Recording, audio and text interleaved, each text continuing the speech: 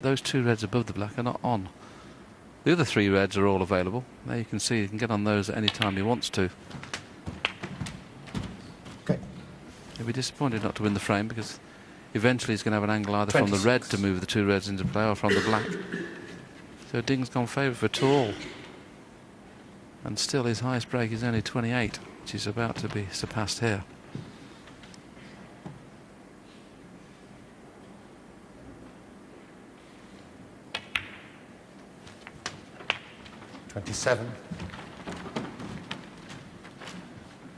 Yes, it's a strange game, Neil, isn't it? You've done all the hard work, you're playing beautifully, but you've got to win scrappy frames as well as open frames. He didn't do it in the previous frame. Looks like he's not going to do it here. 34.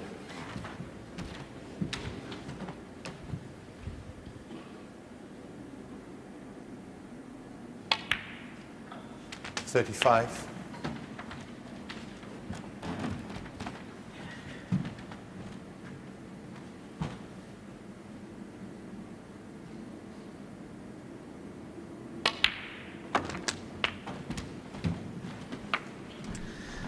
Has excellent close cue ball control. Ding. 41. The other night, finishing his match off against Peter Ebden, he potted 11 consecutive pinks to win that. Black was out of commission on the top cushion, stuck on a red, and it was a study in cue ball control, that break.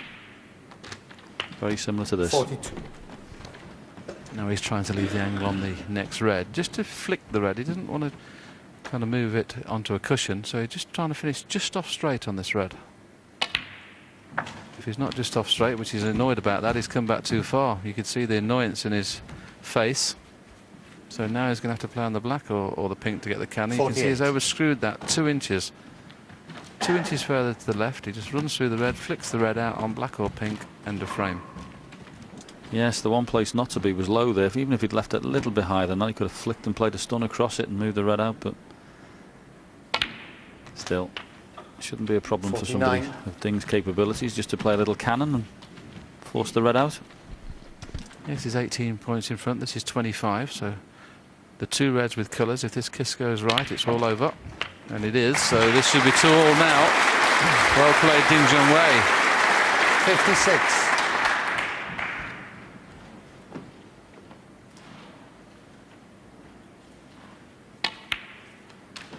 57.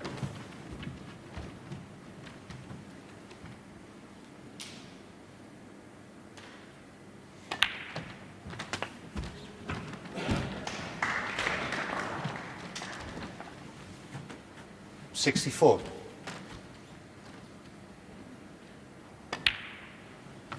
65.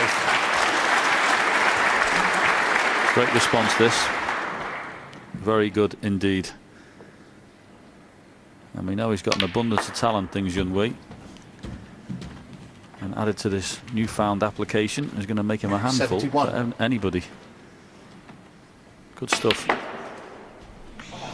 What a shot that was. The top spin there. Oh, even if he hadn't kissed the brown, it would have come off the cushion and got on the green. Played to move the blue into play. A little bit of exhibition 76. snooker here. Still a century possibly. That's why I played to move the blue.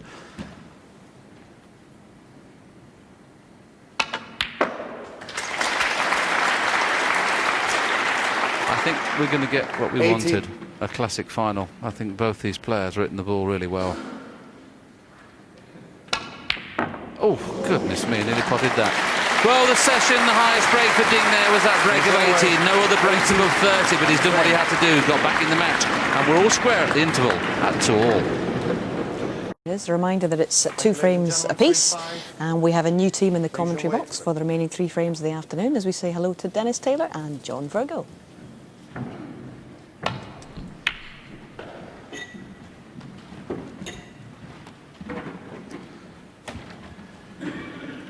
Pretty good break-off shot from Ding then after the mid-session interval. Seems to be doing it again, John, in his previous match against Peter Ebden. Lost the 2 opening frames and then won 5 in a row. So he doesn't mind being behind. Of course, the best of 17 now. 3 more in this session,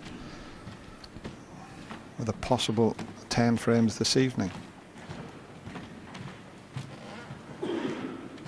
Who's your money on, John? Well, I must say I've been very impressed with Neil Robertson throughout the tournament. He just seems to have got stronger and stronger, but you'd never ever discount Ding Junhui. I think he's a great talent. And it's nice to see him back in a final and playing well, because I just felt for a couple of seasons now he's just lost confidence. We all know what confidence means at this game. And he just seemed to have lost it slightly, but as I say, nice to see him back. I think any sport needs an international flavour, and we've certainly got that in this final. Yes, we've got a Chinese player, an Australian player, and a Dutch referee, Jan Verhaas. Very popular around the world, Jan, great referee.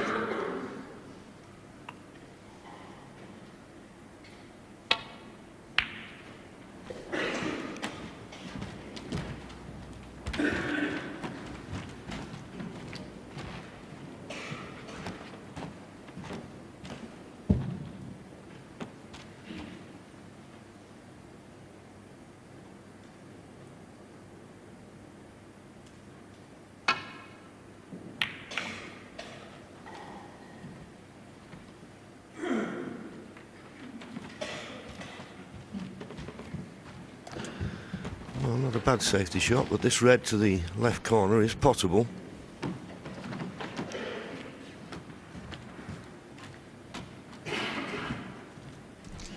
Yeah, it's one of those pots, John, that he would have to play it with check side to avoid canning into the reds and pink. If he wants to go full-blooded for it, that's what would happen. Well, he's managed to get round the back of them.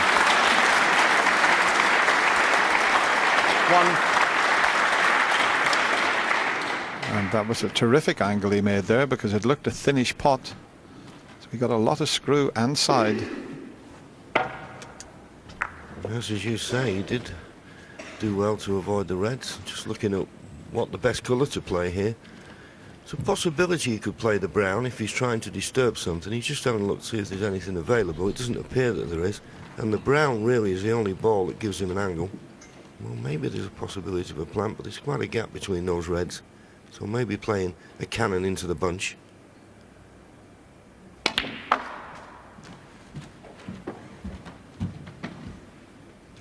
Well, as I say, there is a gap between these reds, but it can be made, as we could see from the shot behind the pocket.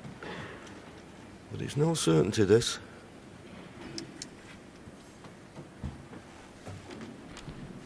Well, we'll know if it's in before ding, because we're right behind it.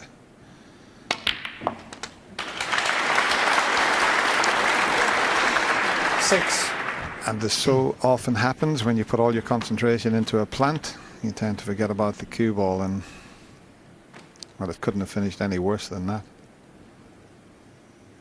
Don't know if he can come off two cushions and try and land on the yellow. I mean, he can hit the black, of course, but Yellow. the yellow's the ball, but he's coming off the right side of the table to make contact with it.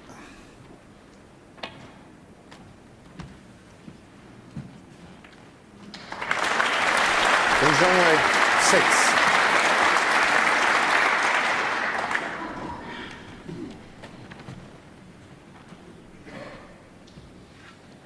Neil's got to be a little bit careful. If he comes down off the reds, got to avoid the one near the middle pocket. It's a natural cannon into that. That's the reason he's going thin off the right side. Has to be careful he doesn't go in off here.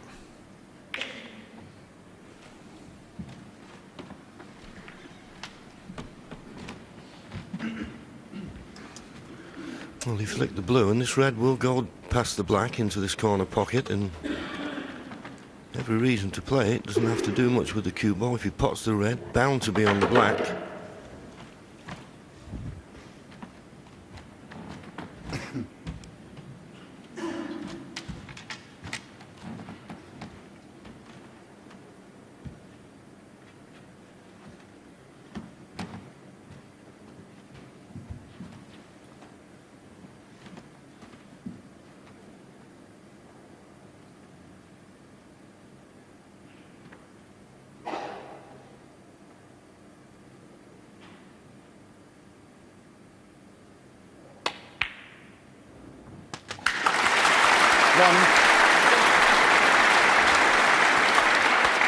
Very good there from Ding.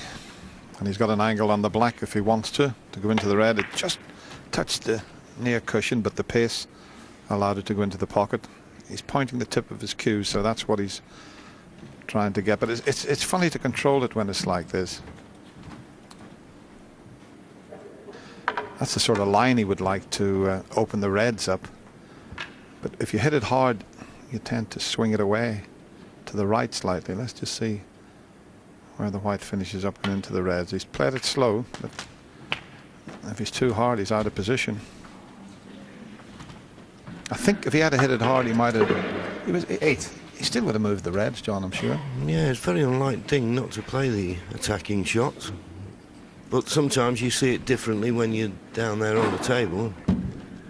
I, like you, Dennis, thought he was going to follow that line and play it with pace. He's just about on this red, but well, they used to call it the old toaster, didn't they? Put a piece of bread on that and put it in the fire. It's tricky, though.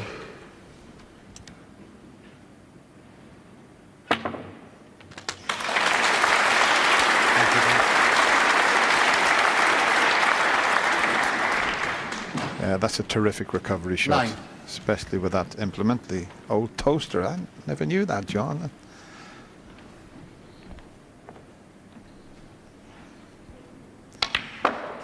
Must have been a Salford saying that. We didn't call it the toaster in Blackburn. Well, it was the old open fire, wasn't it? When 12. you stick something on and put it in the fire before toasters were invented. He's not bad on this red. I'm just wondering whether he can roll it in and cannon that red that's just by the black. The problem is, if he tries to get on the black, that red to the right of the black could be a blocker. The trouble is with a cannon, you've got to play it well. But the cannon looks to be the shot. Needs to hit the second red full ball, though. Not a problem. 13.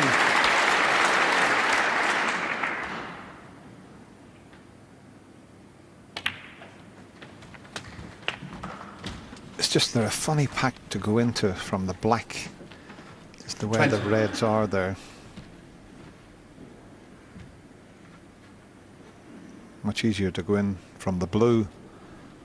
Just depends on how Ding feels. Looks like he's heading for the blue. Oh, he's gone a bit too far, has he? 21.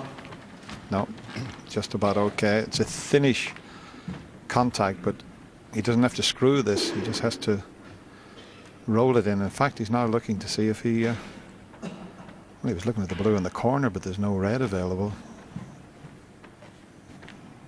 Got to take it in the middle if he wants to open the reds. But it is quite a thin one.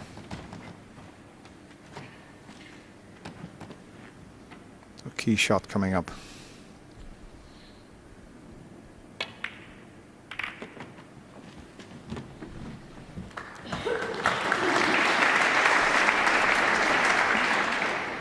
There is one available, as you can see. Still not straightforward with the positional side of the shot, though. Have to cannon into the reds, and the pink's available. Blue's in the open. You have to push it right through the reds. Watch the cue ball here.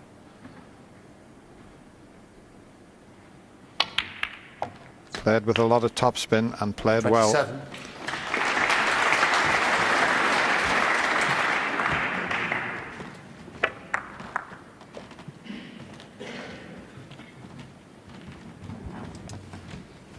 Well, he's really starting to fire on all cylinders now, is Ding. And a couple of nice cannons have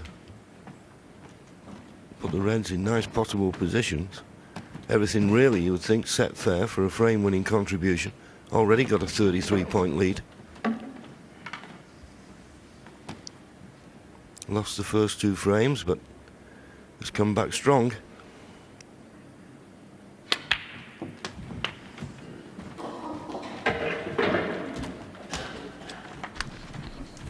And the pink may have to go onto the yellow spot, because that's the only spot available.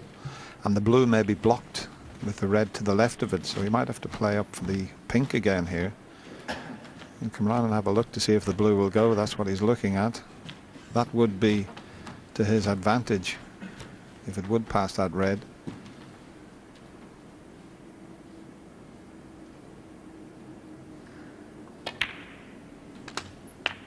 $34. Obviously does. So he's still in pretty good shape here. Although the black's completely out of commission at the moment. But I don't think that'll bother Ding, because we've seen against Peter Ebdon his final frame where he potted 11 reds and 11 pinks to win a match. Never known that to happen before.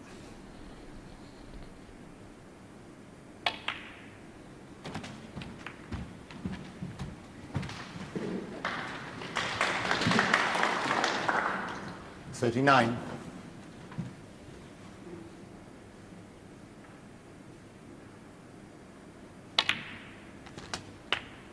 $40. I think he's also getting used to the pressure, John, of playing for his home fans. You get over 100 million people watching him back in China, and that's a big responsibility. And it's nice to see Ding, as you mentioned earlier, back playing there was a couple of years ago when he won 3 ranking 45. titles. Lots of support in the audience for 46. this very likeable Chinese player. Yes, we always say how difficult it is for overseas players when they come to play on the main tour, which is based in the UK. Living out of a suitcase isn't easy, but of course his mother has come to live in Sheffield, where he practices, so 51. that'll give him a bit more of a home life and stop him getting homesick. And we were discussing the other day about 52. the emergence of Liang Wenbo. I think that helps as well, to have a pal, if you like, that you can spend some social time with, and practice, of course.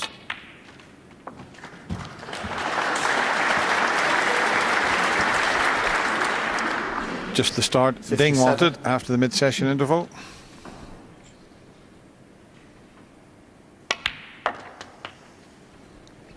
$58.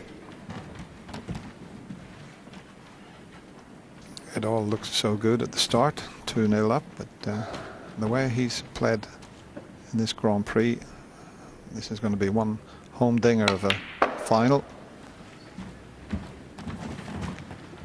The boys in the studio couldn't separate them. 61.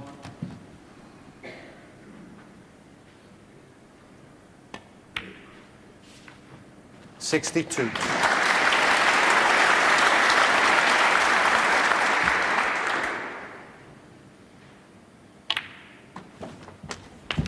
He's made 151 centuries in his short career. 69. He 70. really is one of the game's great break builders.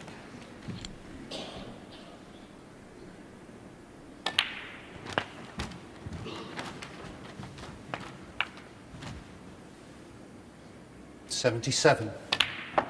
$78.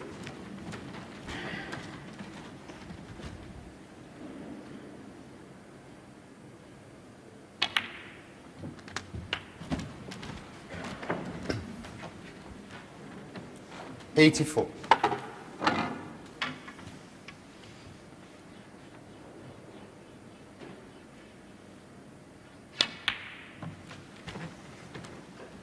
$87.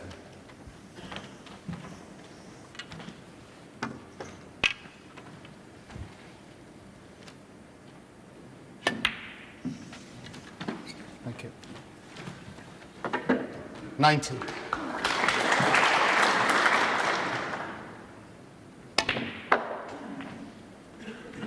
$94. That's the colours he's potted in this break. The bottom of your screen. He's had a bit 99. of everything. 1 yellow, 3 greens, a brown, 6 blues, a pink, 5 blacks. Somewhere over the rainbow there's a break there. 105. A terrific round of applause from this crowd in the Kelvin Hall. What a start for the young Chinese sensation.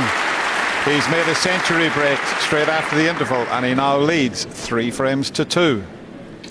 Slightly ominous, you would say, from Neil Robertson's perspective, because this is the kind of form that he was showing towards the latter part of matches in those just gone by this weekend. He has, but I think the match is, you know, in the balance. It can go either way. Both players are really playing to the top of the game. It's a fantastic standard. Ding produced a fabulous break there, and a lot of great shots within that break to keep it going, because the black was tied up, as we can see. But this is one of the best shots he played. Very controlled shot. Concentrate on the pot, but also watch the white coming through the pack to be on the pink in the corner. 27. Very, very good shot. And as you saw, the black was tied up for most of that break, but he continued to work around the pink and the blue and keep the break going, and made another wonderful century. That's 2 centuries already in the first. Steve, what would you say is Ding's greatest asset at the table? I think he knows his way around a snooker table. He's very much in control, and he does it with sort of a lot less efficient, a lot less sort of demonstration of what he can do than others. You know, he really does make it look so easy. And if we look back to Peter Ebdon, who, when Ding Junhui first came on the scene, was saying he's the Mozart of the game in a way. Peter knows snooker players. You know, he's seen loads of them. For him to say that was a massive compliment. Perhaps all of a sudden we're seeing what he means. Frame 6. Okay, here we go. This is frame 6.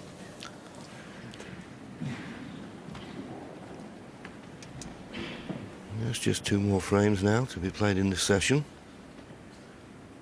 Who's going to take a lead into this evening's final session of a possible 10 frames? It's Neil Robertson at the moment, who's playing catch-up.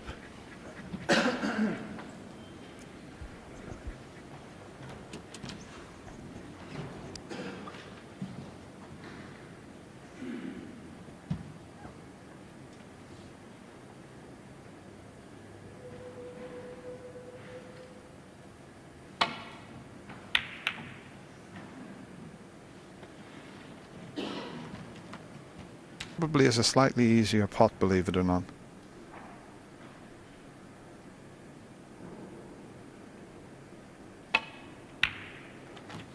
These boys are so good at that type of shot. I keep saying it, the players from the Far East, James Watana from Thailand was one of the first, and some of the balls he used to knock into the middle pockets, and that was a little gem he pulled out.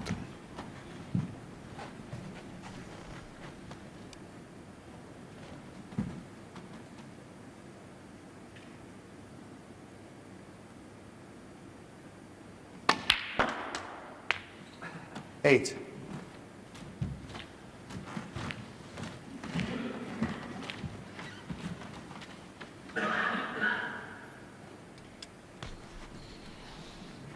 I'm just wondering, he probably did play to get on the black there, but where would it spot? It would have to go directly behind the pink.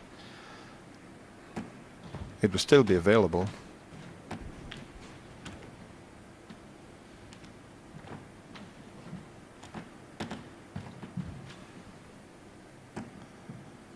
So if he could get on the pink in a couple of shots' time, it's okay being on the black spot.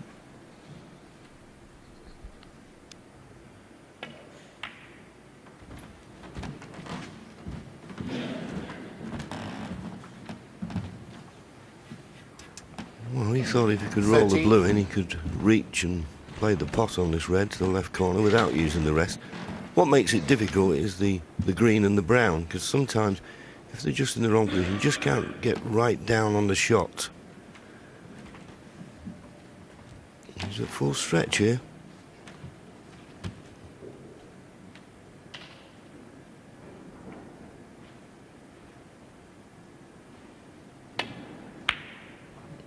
He goes at full stretch. They're always missable. Junhui, 13. Well, it's amazing what players will do rather than use the rest. Yeah, I used to refuse the shot, John. Yeah. I think he misjudged that when he just rolled the blue in there. He left himself at full stretch. Could have stung down the table a little bit more. Chance for Neil.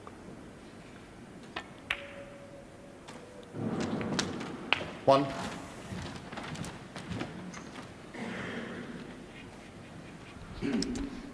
Just a slight nudge on this red. He doesn't want to hit them too hard. And that was his first pot. He had to sit and Wait for Ding to score 211 points, believe it or not.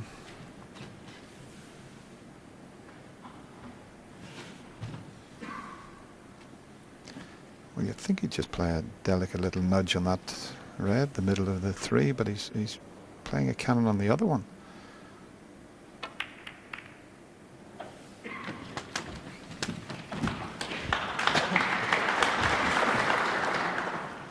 Now, if he leaves an angle this time, that worked out just fine. But if he gets a good angle on the pink this time, he may go into the reds again. 8. And the reason I say that is because he's guaranteed to be on one to either corner pocket. So the only thing is he doesn't want to just nudge the reds and leave the pink spot available. He'd rather have the pink on the black spot. And he has cleared the pink spot, which might make it a little bit more difficult. 14. If he could get the black back on its spot, then he'd be okay. But he wants to get close to the black. Doesn't necessarily have to play for the black.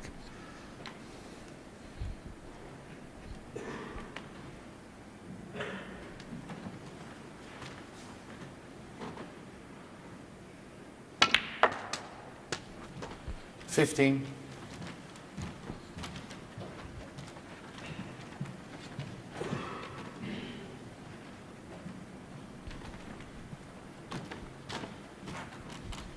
It's not just straightforward, John, is it, by any means, just the way the balls are situated? Well, it would have been if he could have come straighter on the blue, but he's just run a little bit too far. And once that cue ball starts having to travel distances, it can go wrong. Deep screw on the green and cued it beautifully. Well, I think we may find out here if the black is available. As you say, he'd like to get the black on its spot. It looks as though it's right over the middle, but I don't think it's as straightforward as that. Now decided to play for the blue. Looking at it from that angle, that black's, well, a thinnish cut. And why take the risk? He's got the blue and he's got the pink available.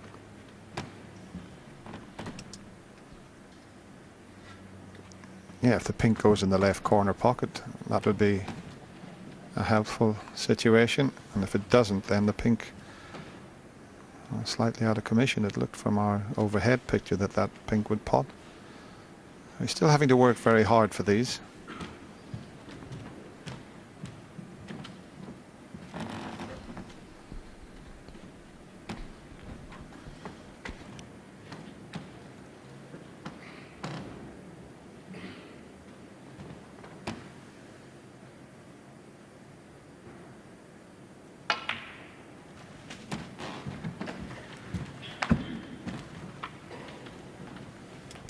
Yes, it did look as though 24. the pink went in the left corner, but it doesn't. Now is an opportunity to just drop this black in the middle. He's perfect on the red to play for the black. And as we've said, there's plenty of value in getting this black on the spot, particularly now the pink's tied up.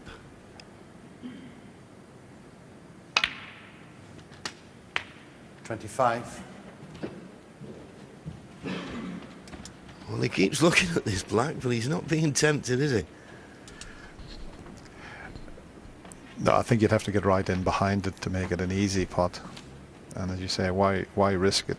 From that angle, it just shows you that it's not straightforward. But having to keep going for the blue, as it happened, he's landed perfect on the blue this time. But it can go wrong.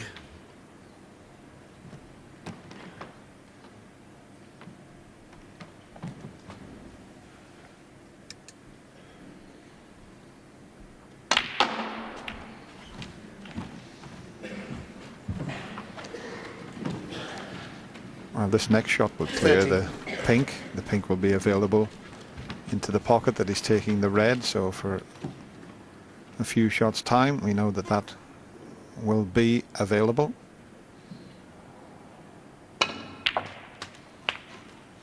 $31. This time he's come up a bit short on the blue, but he has the red near the pocket, the left corner.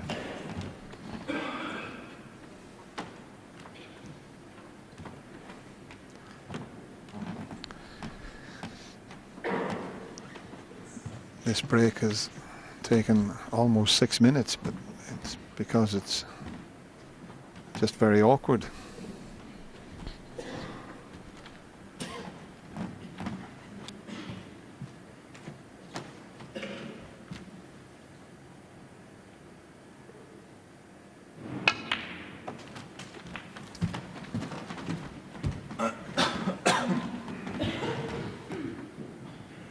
$36.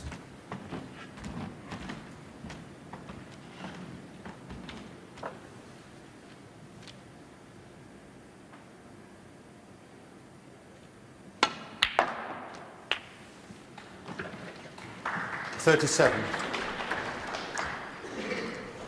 Now he's got to be very precise with the next shot. There's a couple of reds still available, but he's got an awful long way to travel with the cue ball. Yes, and this is the problem when you've just got the blue to play for. Once you get the wrong side, and he's going to need a good shot here to get good position. If he doesn't play it to move, then there's a couple of positions he can leave 2 reds on. I've put the circles up. He would leave a red to the left. Left circle would leave a red to the right, but you'd have to be very precise and avoid the yellow, green and brown. That's if he takes the blue.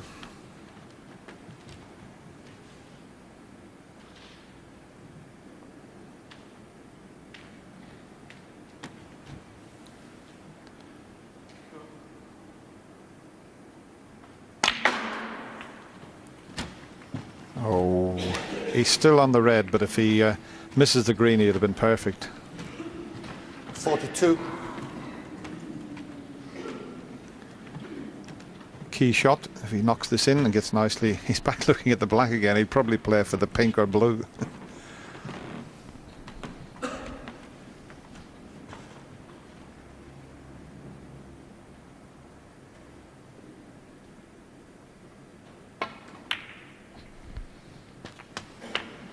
$43.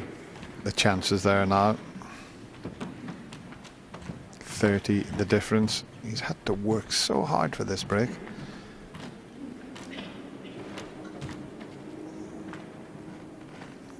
Coming up to 8.5 minutes.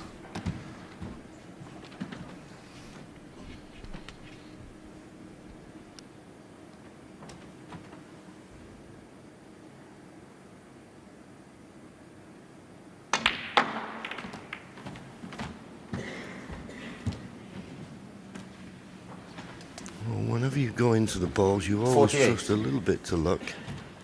The next red, he's on, he's got the red near the top cushion into the right corner, but it's missable.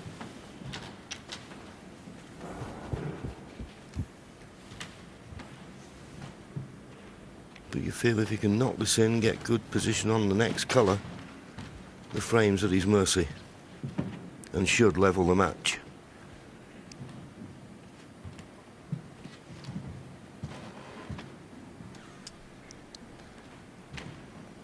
Got to get on the blue here because, as you can see, the pink's not available now.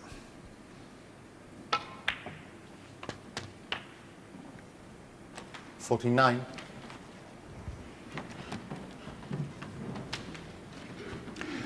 This is a bit like watching one of Steady Eddie Charlton's breaks, John, another Australian who was a firm favourite when he used to travel from Australia. He hadn't got the cue power this fella has, I can tell you. Great player, Eddie, but this fella's a bit special. Look at that shot. 54.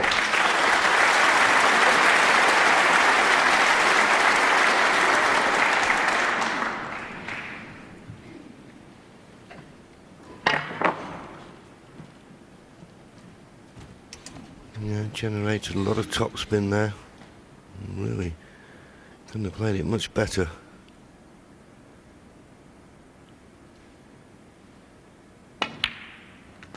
So 55. this pink must go past the black. It doesn't look it, does it? I'm looking from this end of the table, but it clearly must pot, and if he rolls this in, surely that's end of frame.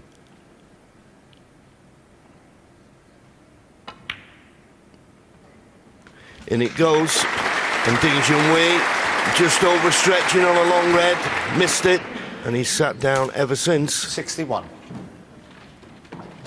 Just this red to leave Ding Junhui needing snookers.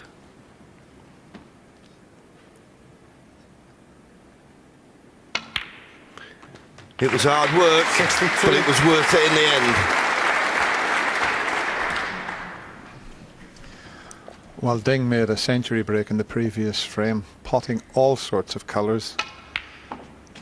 This was equally as good as the century break. 68. And a possibility now of another century break. 69. He's made 99 century breaks in his career. What a time to make a century of centuries.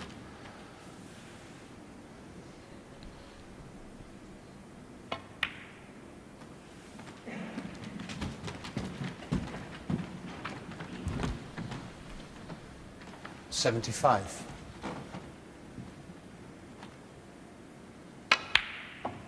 76. And wouldn't it be ironic? He looked at that black half a dozen times, John, and he maybe potted for his final shot of this frame. Yes, and every likelihood that he will. As you said, he had to work hard, and of course when you're only 81. playing for the blue, and a few times he got the wrong side of the blue, but played good recovery shots, positional wise. 83. And you'd be surprised now if he didn't make the century. And a good one it would be. 86. And he probably knows, normally you wouldn't, but he probably knows he's made 99 centuries. He knows this will be a milestone in his career. 90. Perfect on the blue.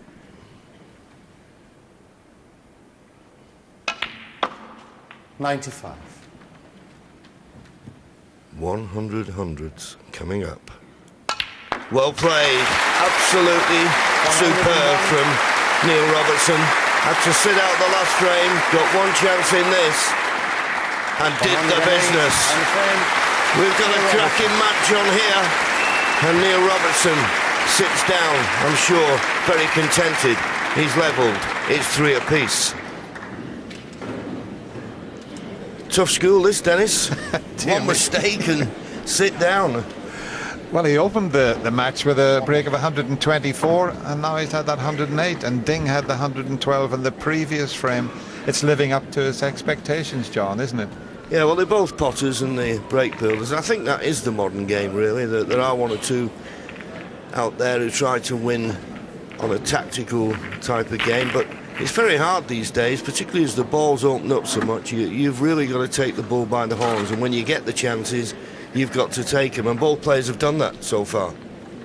Yeah, Ding just made one mistake, didn't he? He was stretching for a shot, and this was the one. And you mentioned the brown was slightly hampering him a little bit. He was fully stretched, still expected him to get it. He didn't end the frame. The final frame of the session. Ding Junhui to break.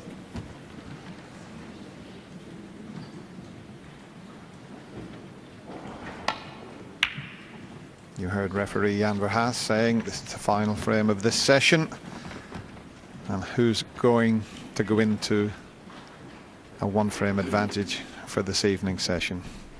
First to 9 frames, as you can see there.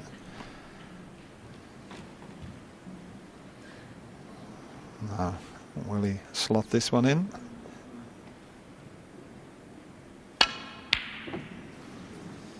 That's one of his specialities.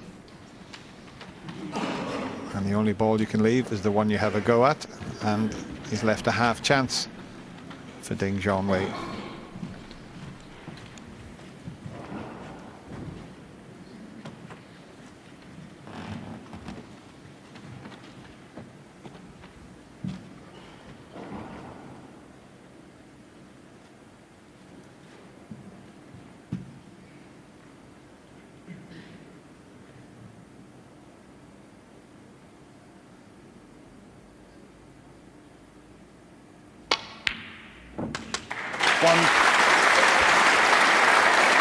Well, he just squeezed the red in.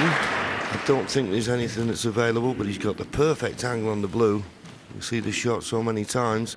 Still got to be played and played well. Hit the pink, full in the face, open the reds. You put a little bit of bottom on the cue ball to try and hold the cue ball in the middle of the table. Imperative to hit the pink, full ball. Oh, well, would you believe it? And he's looked at the pack. He's hit the pink to me perfect. He can't believe the red went in. Neither can I.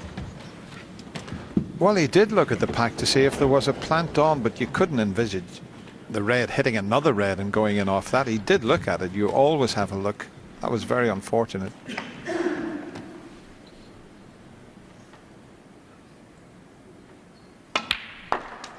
And this is the hardest part of the game of snooker. When you play a shot and you open the pack up and you're unlucky like that, you've got to sit in your seat and you've got to watch your opponent knock all the balls in that you opened up. Ding will be hoping that Neil can make a mistake.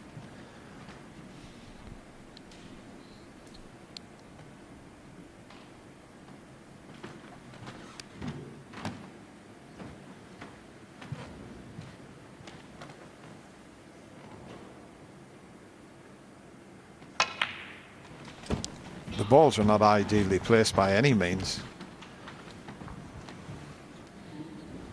6. I'll just show you it one more time. As John mentioned, hit the pink full ball, but the red hit another red and then went in off.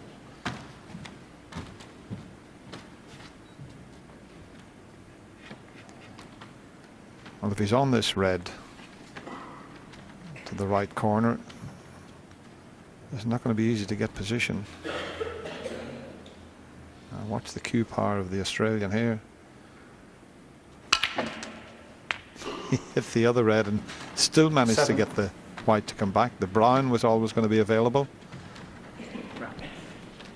Brown. Yes, he cued that really well. Look at it. He almost stopped the cue ball, didn't it? And then all of a sudden the backspin took effect and he's just about on this brown. It's not straightforward to pot the brown and get good on the next red.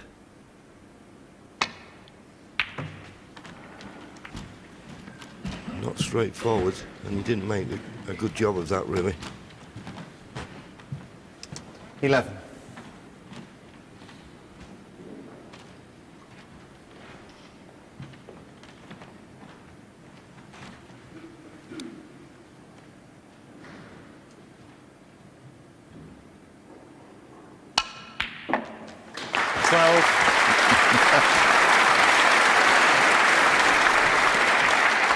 That's why he's called the Thunder from down under.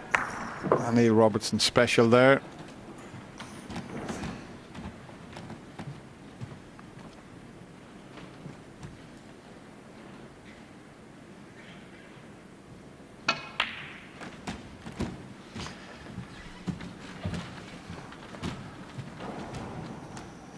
Well, the 17. previous frame, we've seen how hard Neil had to work for the break. This is almost a replica, taking the more difficult pot to clear the path for the black. Oh, and can you believe it? We've had everything. Oh, what a mistake that 17. is. It doesn't happen very often in professional snooker, but what a time to miss cue. The only consolation is he's covered the black, and you can see a little shiny bit on the tip there. As long as he hasn't taken a little lump out of it. That's why the players chalk the tip every shot. A little bit of sandpaper there, just roughing up the tip. Don't think it's done any damage. Yeah, but what an error. And what a chance he had. If he could have potted that red, funny enough, he miscued so badly, it's another red, not the one he was playing. But if he could have got the red to the right corner, screwed round the back of the black, you thought he had every chance to win the frame. Putting the side on, and well, I suppose you can say that's bad cueing. Just dipped slightly when he was hitting the cue ball, and it'll be a relieved Ding Junhui that comes to the table now. I would imagine a few moments ago he thought he'd lost the frame.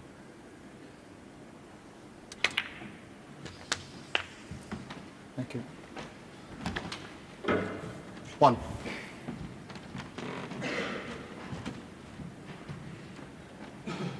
As you say, Neil Robertson was a little bit fortunate because he tied the black up.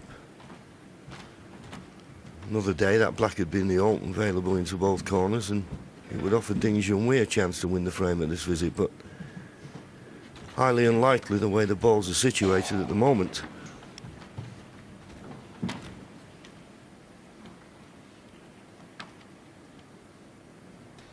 Look where he's hitting the cue ball there. Right on the top. That creates the top spin.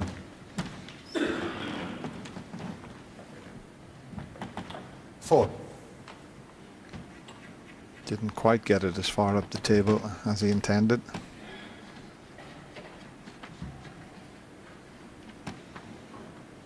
Fully stretched.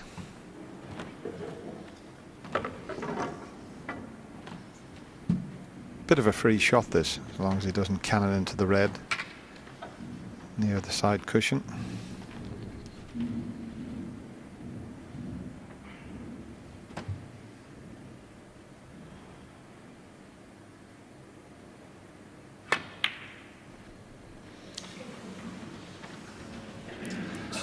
I think he had one eye on that red, maybe caused him to miss the pot. It wasn't easy though.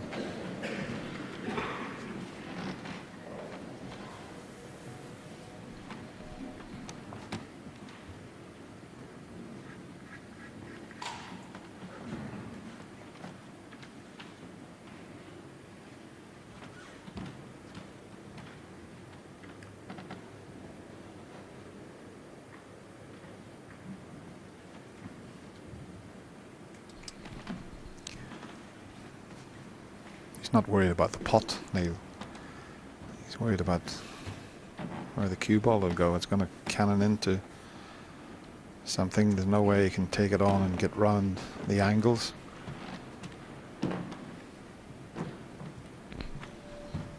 Yes, and if he cannon into the black and the red next to the black, he'd be highly unlikely to develop the black into a potable position.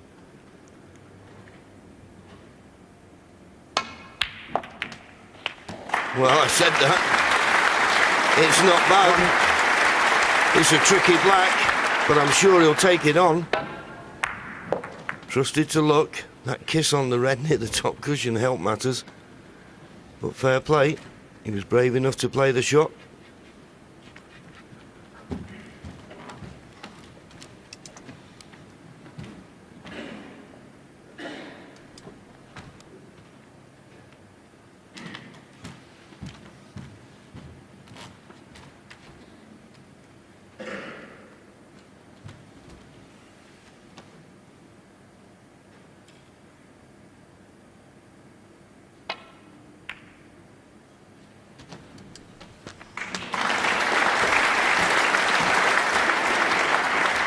Very delicate, and he stayed down on the shot. He wasn't sure if the black was going to drop. He was still there. Look at the hand. He's still there.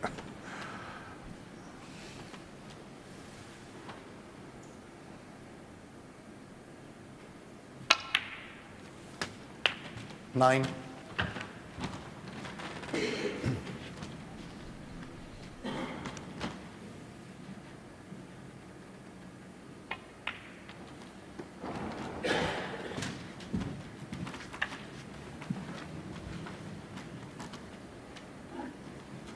$14.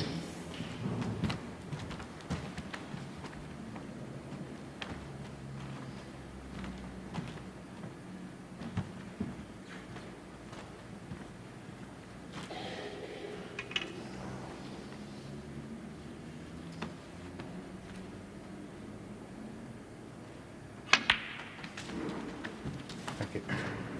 15. Has he got the angle on the brown to screw up behind the two reds?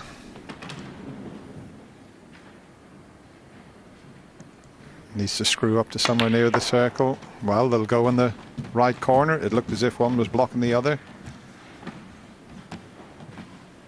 Just enough 19. room to pass the other red.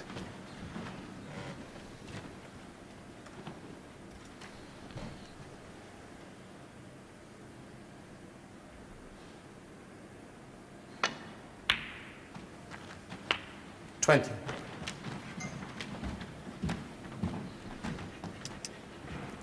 "37 points the lead.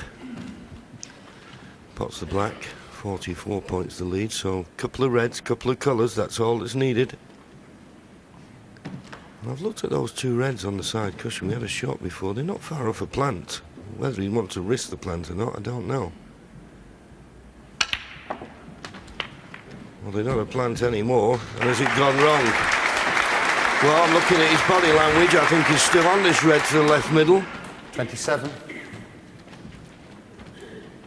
Sometimes you're better off, don't look at the balls, look at the player. Just on it.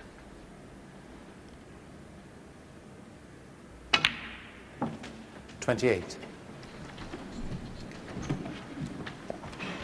Great performance from the Australian.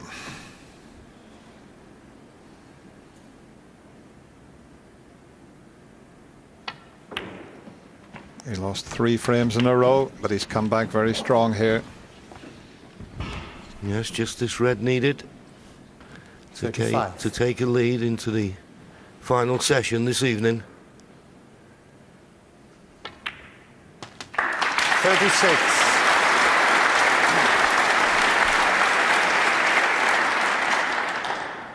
Well, everyone thought this was going to be a very close final. It's proving to be that way. Oh, a little reaction from Neil there, 43. which is quite unusual. It just shows you how much he wants to win this final. I think Ding will, well, he'll maybe come back to 43. The table, but that reaction from Neil Robertson told you that he felt he'd taken the frame.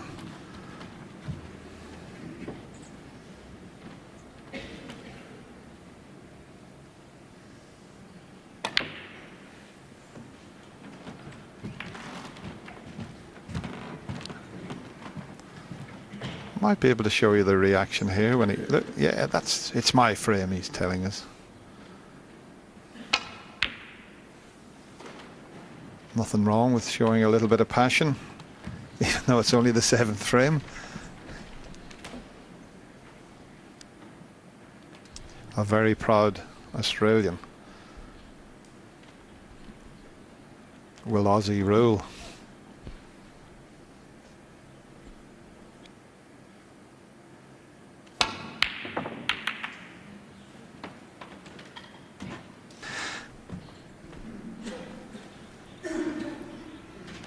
I think Ding was ready to concede there, but he's just moved the black, so a very, very entertaining opening session to this final. Neil Robertson won the first 2, then Ding won 3 in a row, but the Australian come back and won the last 2 frames, and he takes a 4-3 advantage into this evening session. Ladies and gentlemen, please welcome the Chinese sensation, Ding Junhui!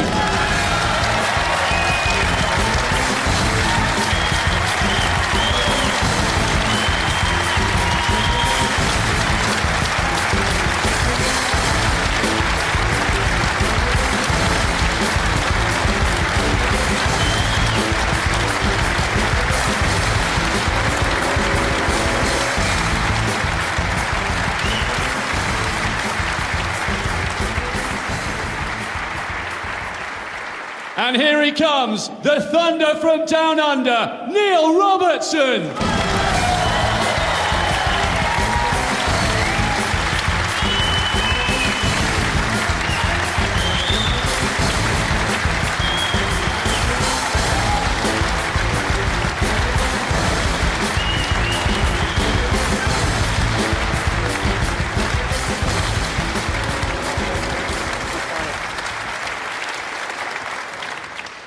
So it's 4 frames to 3 in Australia's favour so far. First to 9 will claim the Grand Prix title tonight.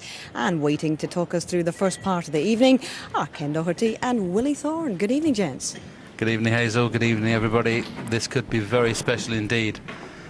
Neil Robertson has already had one milestone today where he made his 100th competitive century in frame 6, where he levelled at 3-all. So he's in great form. Already had 2 centuries in this match. Ding Junhui is at an 80 and 112.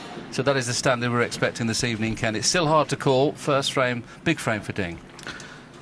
Yes, a massive frame, but Thank you, ladies and I think gentlemen. in the context of the match, it's been fantastic Frame snooker, eight. the highest quality. And I'm sure we're going to see Neil more of the Robertson same break. tonight.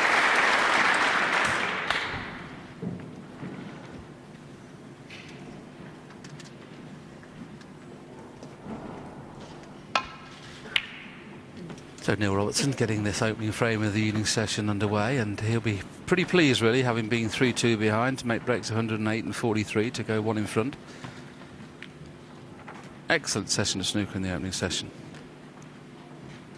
It's very pleasant to see Ding Junhui playing like we know he can. Been a little bit quiet for the last 2 seasons, but I've always been a big fan of this young man.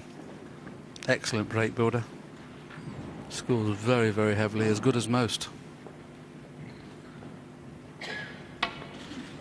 But he's going to have to leave Neil Robertson tight on that port cushion more often than he did this afternoon, because as we know, the Thunder from Down Under, as his nickname is excellent at this kind of shot.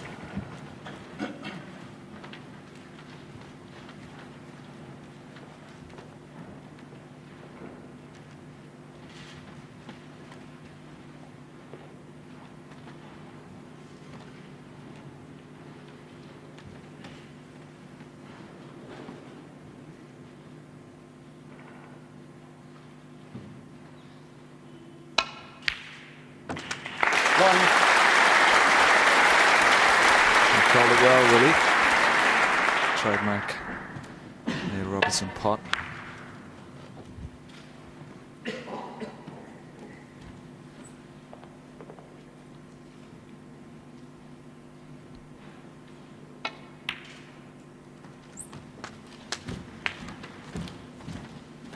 We'd have to say he's probably taken over the mantle of Mark Williams now as the best single paw long potter in the game. Now and again just tends to lose the cue ball a bit in break building. That's probably the only thing he just needs to slightly tighten up if he's going to ever become world champion, which this young man can definitely do that.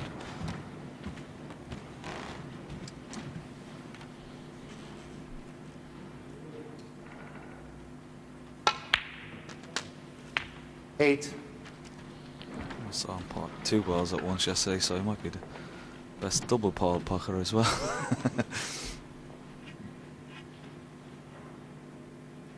Really was such a fantastic standard this afternoon. Both players at the top of their game.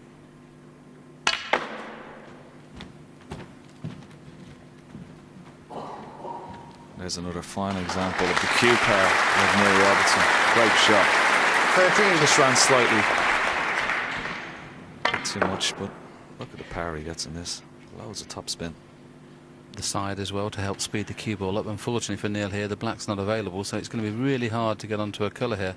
The red at the back of the pack will obviously pot, but he's going to cannon into the bunch, and you can only hope bringing one out. That's why he's refusing the pot. He knows there's no value in playing the pot without a colour, so he's playing the safety. Don't blame him for that, because Robertson, he could have missed the red and split them all over the place.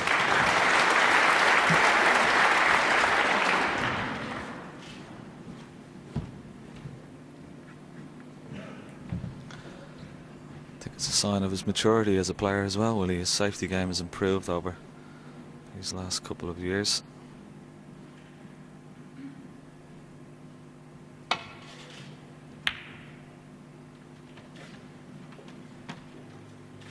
Again, another loose one from Ding. Well, I think he's covered that red. He's been very fortunate, but he's left a long red into this bottom left-hand corner pocket. Bit more pressure on this one though. He'll have to come up for blue.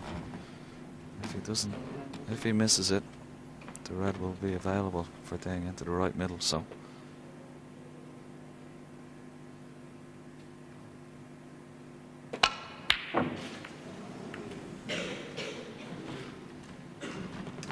I think he actually played the kiss, but he caught the other red first and still got the kiss, so this has given Ding an early opening.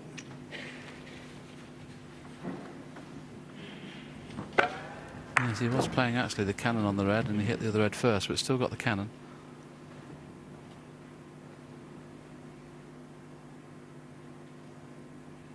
Oh, that was a shock. That was a shock to the system. Didn't see him missing that one.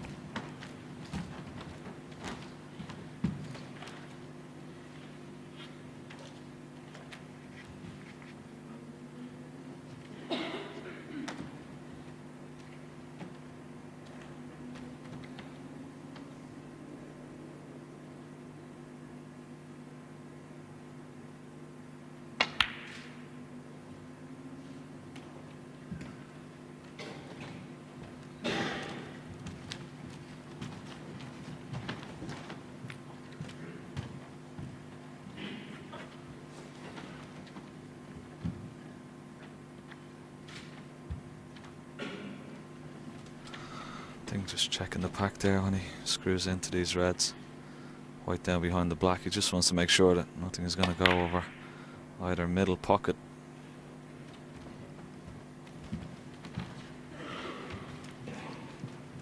It's not the best shot in the world because he has left the red to this right middle, but it's fraught with danger.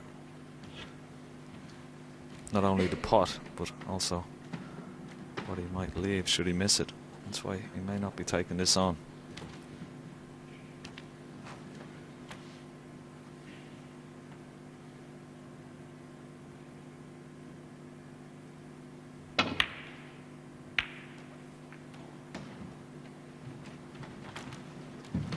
Whenever you're playing this kind of safety, it's key to get the ball as near to the cushion as possible, preferably tight, so it stops the avenue of getting back behind the black. He's done that there, Neil. He's just about close enough to the cushion not to be able to, for Ding to be able to play a screw shot. So this is a tough position for Ding. He may have just to rest on the 3 reds near the pink spot just to play a containing safety. There is a red available in the middle pocket, which some people would be tempted. You can play up to the red to the right of the blue. That's the line the cue ball would be taking if you wanted to play the red in the middle. But it would obviously be fraught with danger.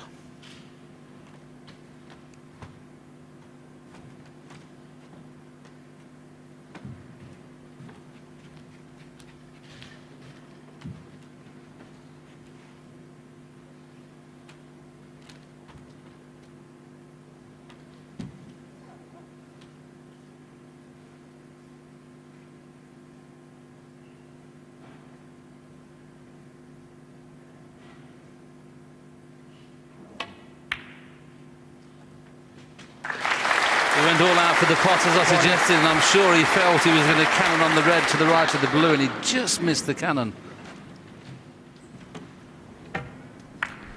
Yeah, just tried to kiss that red, just missed it. Just wanted to hit it full ball, just caught a quarter ball, very unlucky. Difficult pink to follow, or possibly the green. I think when you go all out for a pot like that, Ken, you're entitled to get the kiss, aren't you? You get the pot. It was unlucky.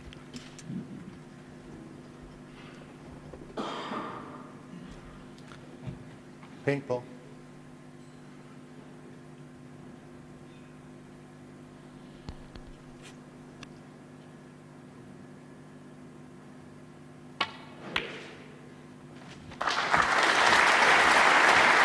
We won't see many better pots than that tonight. That was fantastic. 7.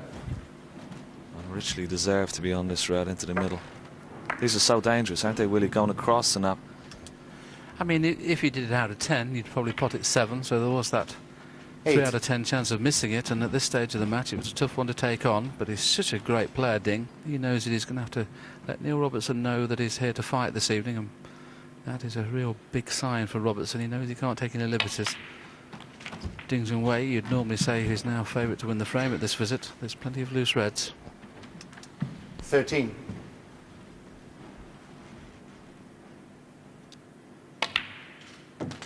14.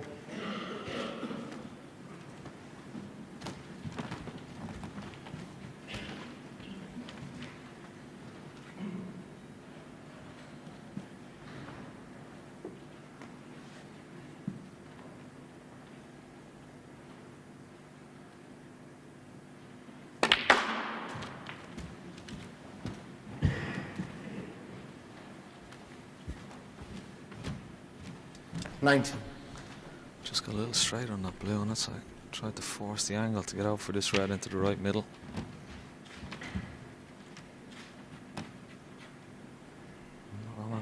way he would like, so may have to take this middle distant red to the bottom right hand corner pocket.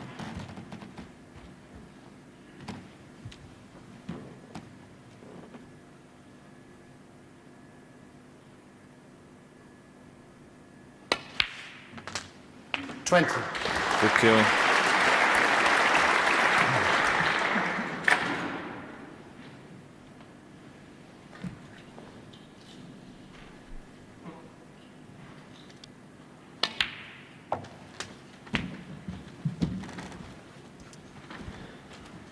The boys in this studio, they'll love the opening 2 balls that Ding Junhui played here. 26. The first red into the middle was fraught with danger when he never got the kiss. He then had to play an even more difficult pink. Both of them found the heart of the pocket, and in some ways I think when you play a ball like that you deserve to win the frame. 27.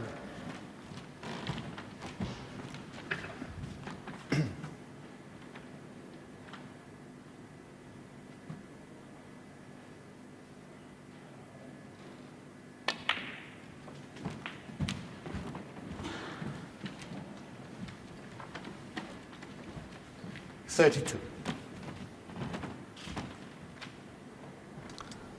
Mate, I like to get a nice angle on this green,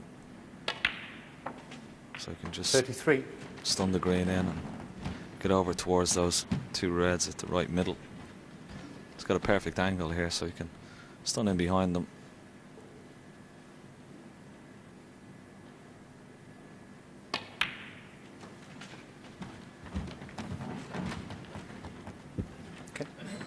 Eventually he's going to need 36 to dislodge those 3 reds, will he, just below the pink at some stage, so he's going to need a nice angle off one of these reds. Could get it now, Ken, couldn't he? Because the angle is going to come into the pink is going to be coming narrow, so he could leave the 3/4 ball pink here. It's better off the black though if he could, but he's got the angle on the pink now to do it. It's also play the blue this time though, because he's come a little bit too low for the pink, so blue's his choice.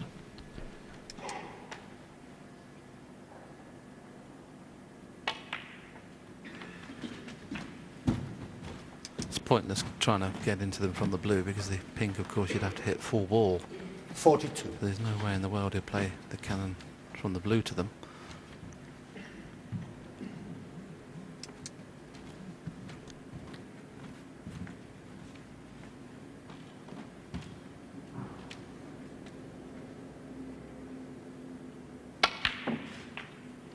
$43.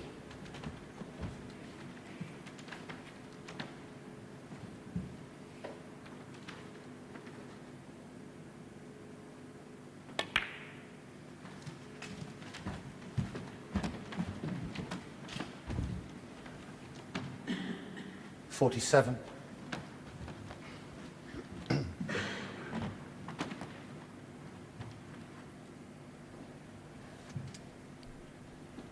Just eyeing up the angle here. He wants to leave the white, yellow to follow. Maybe just drop the yellow into the corner pocket and try and get in behind that red close to the left hand cushion. Taking a couple of shots ahead here. 48. Yeah, I think he's got a perfect angle. You can drop in behind the red, take it to the opposite middle.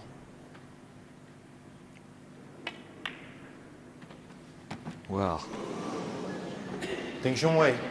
That's a case where you just take your eye off the pot and concentrate on the position, and that's a cardinal sin as a snooker player. Just took his eye off the yellow, more concerned about where he was leaving the white, and that's a bad mistake.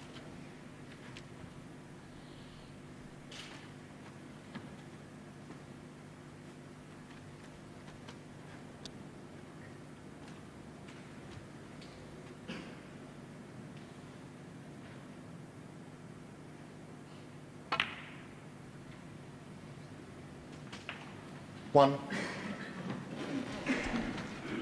I think he's got the perfect angle here, Willie. I think he's played that absolutely spot on. Yes, 34 in it, and the perfect angle on the pink to bring these 3 reds into play. The only problem is that if he plays full ball into the top red, he'll push the red on the cushion. There you can see he needs to really just flick them to leave one in the middle and one in the corner. If he plays it hard, he could knock one of them safe. Oh, we needed to get them quarter ball, hit them full, end of break. 7.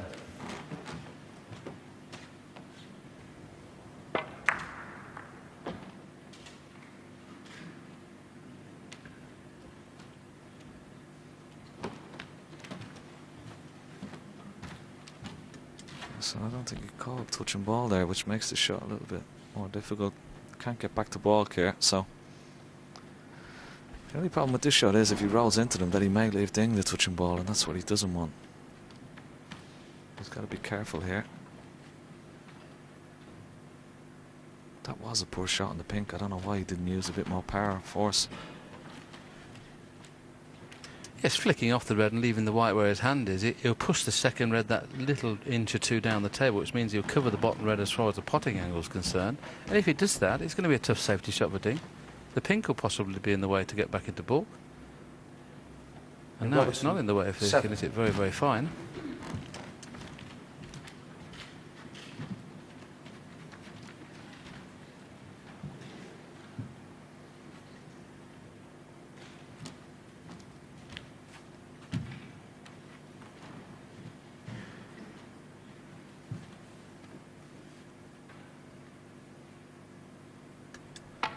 That's something like the line he will try and get. Just didn't got a little bit too much side there off the first cushion. And he's left this red.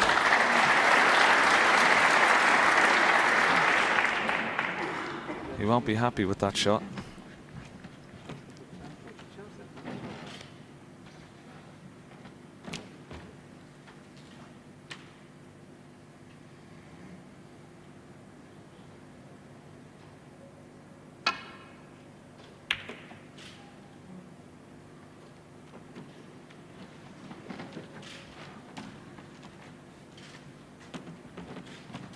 Even though there's 28 points in the difference here, that lead will evaporate quickly. So whoever pots the next red is favourite to win the frame.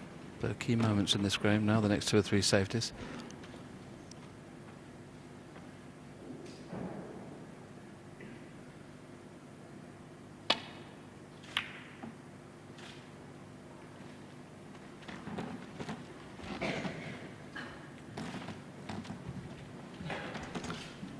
Just see enough of this red. Just left of the pink.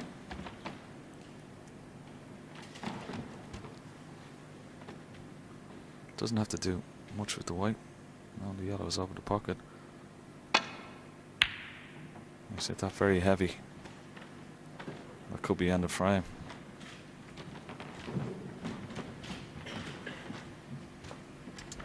Not too sure whether he can hit this red hard enough to get on the green. If not, getting onto a colour, the yellow is obviously a certainty, but yellow to reds is too tough. He'd like to get onto the green here if he can off this red to screw up the table for choice of 2. Yes, the red just ran on that little bit more, made this pot just very, very tricky. These middles are tight, but that's a good shot. Very well played. And green is got on. So you either play this 2 cushions or 1, depending on which way you'll feel would avail the better position.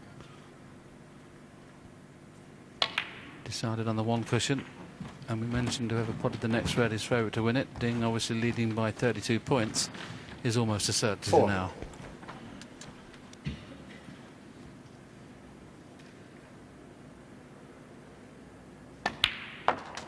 Five.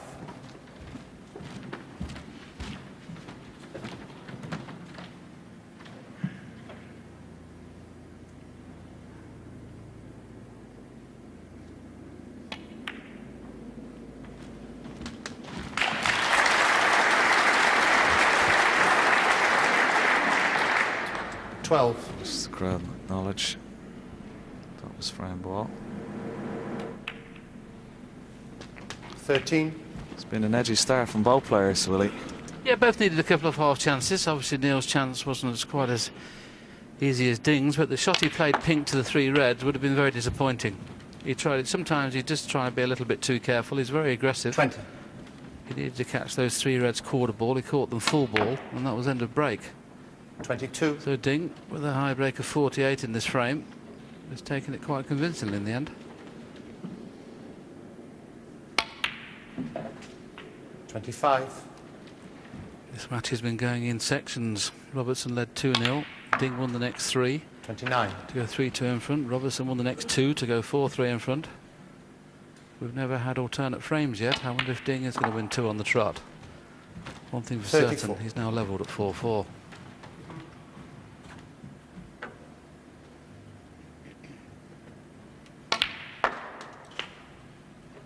$40.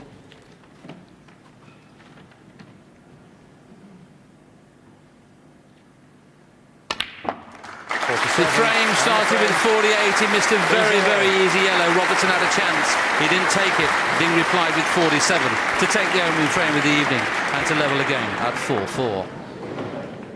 We get the feeling we might be in for a late night here in Glasgow, actually, the way this has been going. But these two men are possibly considered the vanguard of snooker. They've accounted for a large number of established names on the way to this final. But in case you don't know them too well, John, tell us a little bit more about what we need to know about Ding Junhui. Well, obviously, he came through, won 3 ranking events at a very tender age. National hero in China and a fantastic player. It took him a little while after the O'Sullivan situation where he lost in the final of the Masters to come back. But in this tournament, he's really impressed me. I think he's been fantastic. He's shown great application. And for me, he's back to his best. Neil Robertson. Well, surprisingly, not as young as we sort of put him into the bracket. I think he's 27 years. He's actually had one bite at the cherry. One bite at being a professional. Fell off the ranking list. So that's 96 players on the main tour, and had to come back and do it again. So that probably held him in good stead. But so, effectively, he's slightly a late developer.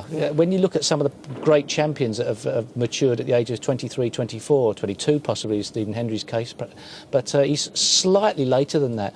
But it seems like he's sort of back to the form that he showed a couple of years ago. And one thing in his advantage, I think, a big advantage, a big plus point, he doesn't seem to have any ties in his life. He has nothing going on in his life other than playing snooker. I'm not putting words in his own mouth, but that seems to be the way. He's 100% committed to the game of snooker and looks like he really wants to sort of take it further. And so for me, that's why I mentioned at the start of the day's play, I fancy he was going to be the eventual winner. Yes, both teenagers when they first caught our attention, and both mature players, and I think we're going to be seeing an awful lot more of these men over the coming years. Absolutely, Hazel, and I think one of them will win the World Championship, maybe both of them, but I'm pretty sure one of them will at one time or another. It's quite unusual listening to Steve there. Neil Robertson really didn't start playing till he was 14 or 15. It is quite late, isn't it? When did you start, Willie?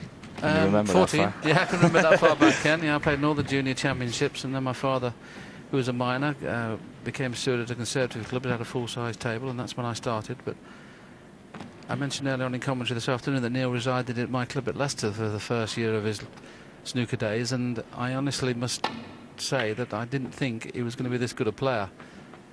He's proved me wrong, and he's an excellent player. He was just a potter when he came over, didn't have anything. His cue ball was extremely loose. Now I think he's one of the top 4 or 5 players in the world, without doubt.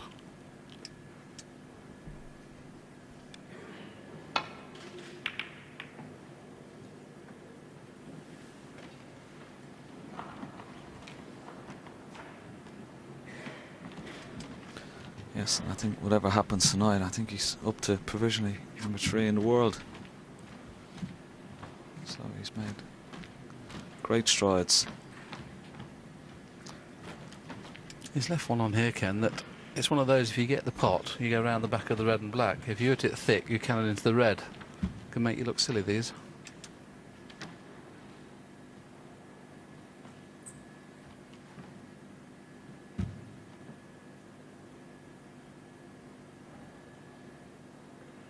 Yes, that's the angle he would love to get when he puts this red.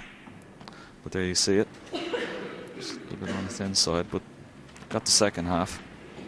And if he had to play that properly, that white would have been nowhere near that ball cushion. But he'd be certainly happy with that after missing the pot.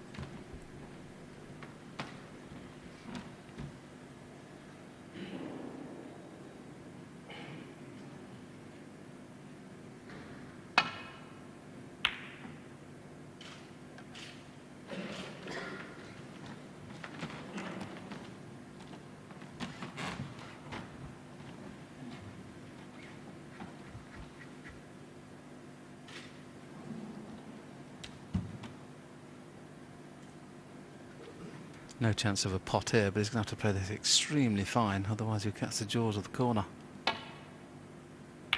And he's caught the jaws of the corner. He needs a bit of help. And he hasn't got any.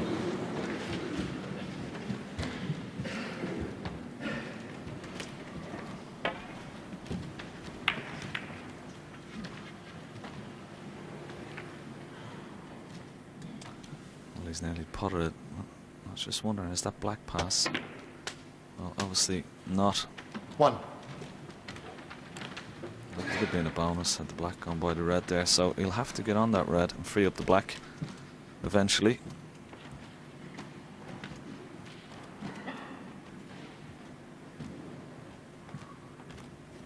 Has to get on that red almost straight. There are a few options here. He did look to see if he went into the pack, but there was a few loose reds also. Just depends on how he feels.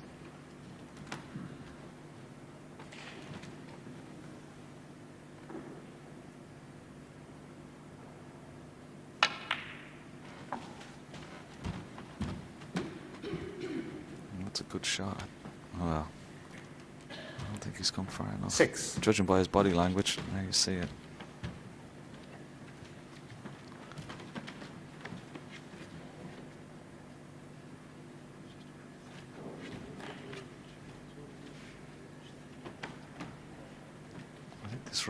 This red goes to right middle, so if it does, he can hold for the pink. He's gone up for the blue.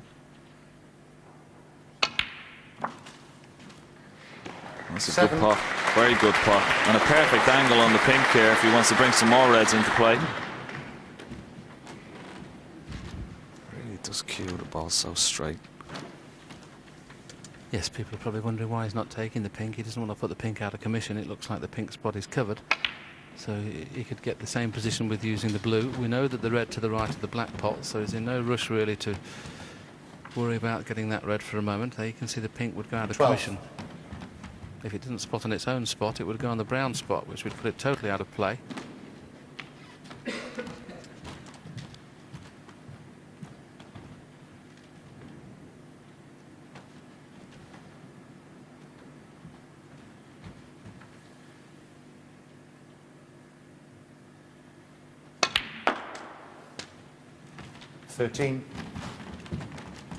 Most of the matches this week, when we've had any of the top stars playing, we've been packed to the rafters. There's a beautiful picture of this arena. A lot of people would have been disappointed that John Higgins is not in the final. It was a classic match, one of the best matches we've ever seen yesterday, which Neil Robertson pinched on the final black. But he played fabulous, and I'm sure they're just pleased to see top-class snooker. That's a little bit unlucky. 19.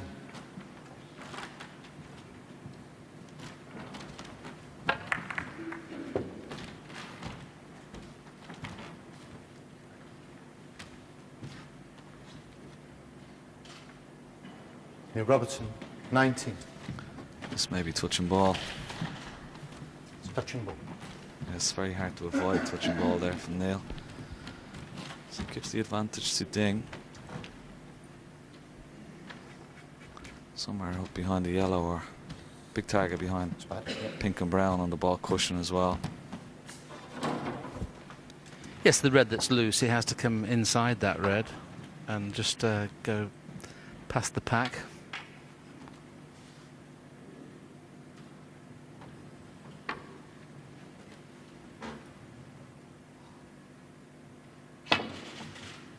Just came inside the red, just enough to get the good cue ball. Excellent.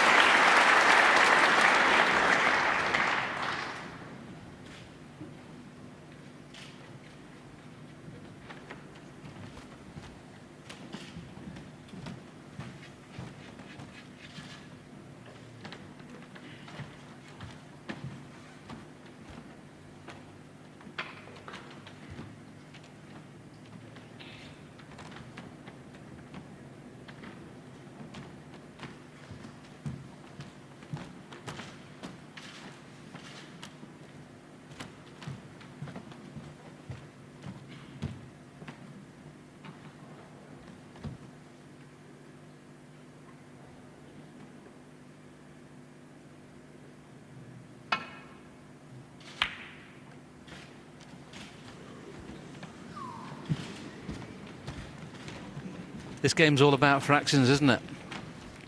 That goes in, easy red over the middle. No, it hasn't gone in. Tough safety shot for Ding.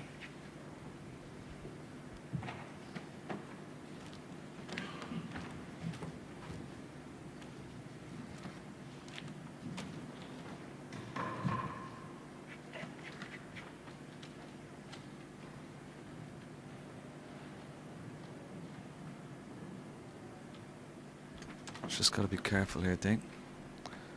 Doesn't want to leave the white in the middle of the cushion. Where, well, that's not too bad, but he may have left this red on to the right middle, and that's what he was afraid of. And it appears at first glance, Ken, it's a shot to nothing, isn't it? I don't think anything else pops.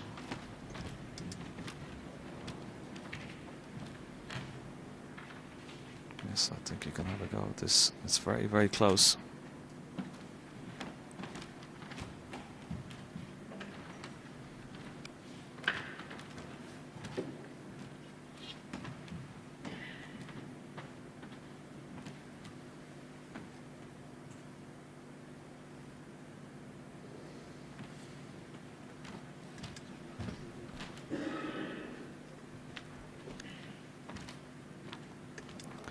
If you could leave the white somewhere around there, he may be okay, but that red may not be on to the right middle, so just a safety.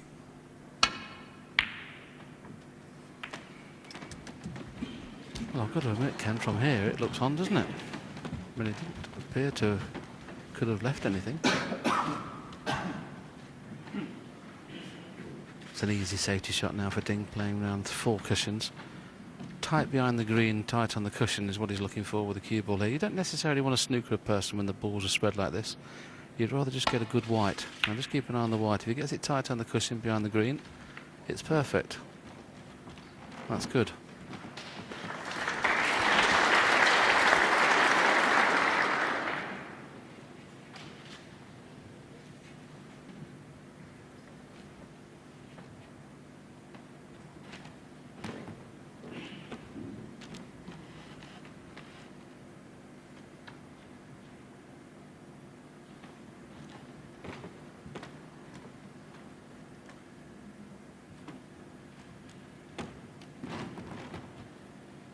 Such a good safety shot that. Neil can't get back into balk.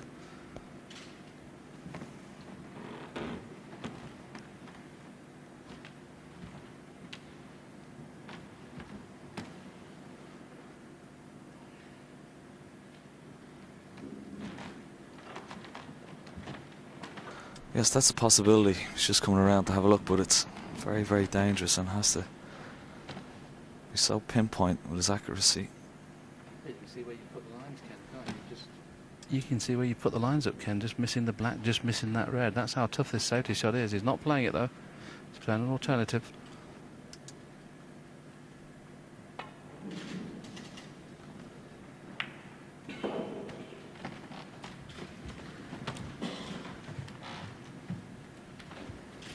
It's just a containing safety shot there from Neil, but he may find himself back up there again.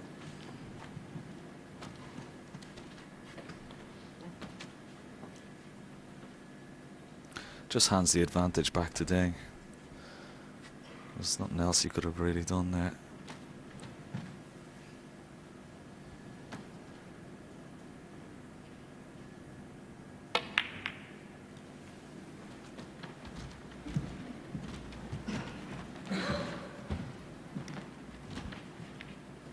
I think safeties, Ken, is something you can't really learn by watching on the television. You've got to be out there playing somebody, haven't you, to see how they put you in trouble and how you can escape out of it. And I think both these players now have played enough match play snooker to realise how important the safety is.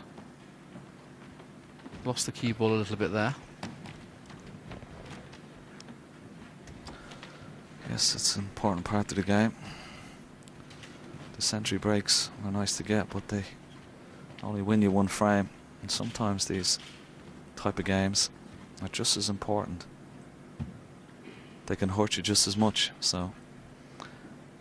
But they've been very, very good under safety all day today, I think, as well as their break building. Both of them playing to the top of their game. Although it's been a little bit itsy bitsy tonight. That's understandable.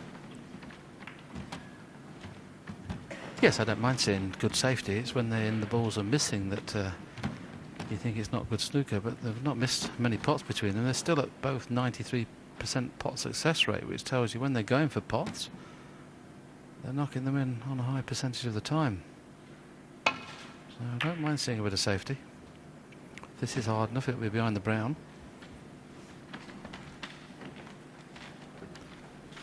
Now Ding can get to the potting angle of 2 reds to the right of that cluster of 4, but both of which are fraught with danger. There is a little gap between the black and the bunch of reds to go through, but it's not worth the risk. He'll play the thin safety off the left-hand side.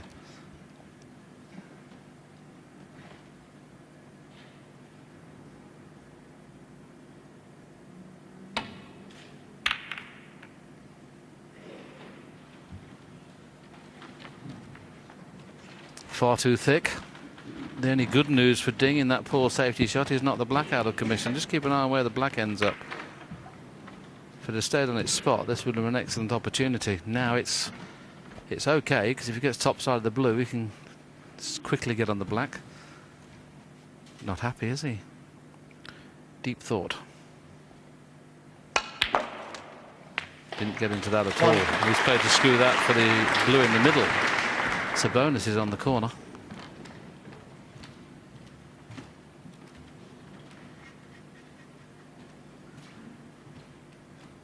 Some 8 minutes of safety there before a ball was potted.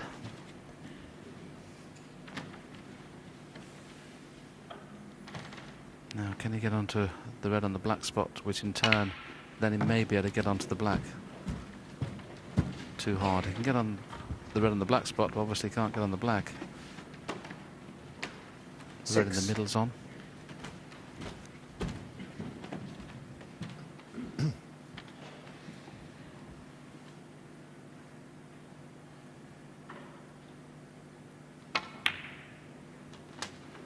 Seven.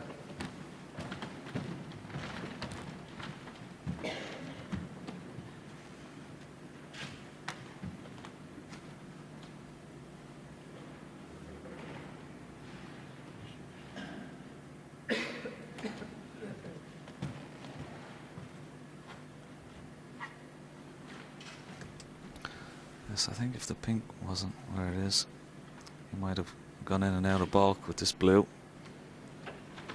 The pink is slightly in the way, so he may have to leave a middle distance red. But he could leave a nice angle on one of these reds, will he? And hopefully get onto the black. Yeah, the 2 reds to the right of the 3 that are in a little semicircle there. If he screws back off the blue, 3/4 ball red, then just try and play the cannon into the red next to the black, and that would hold it. But he's in and out of balk, and you mentioned the pink.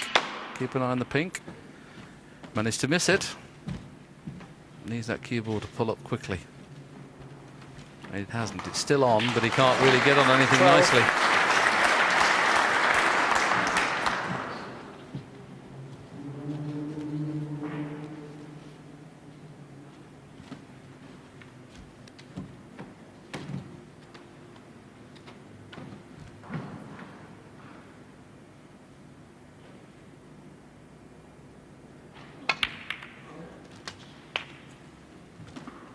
Whenever you're running into balls, you're never quite sure what's happening to the cue ball. And the fact that it's put a red over the middle, the safety is not straightforward.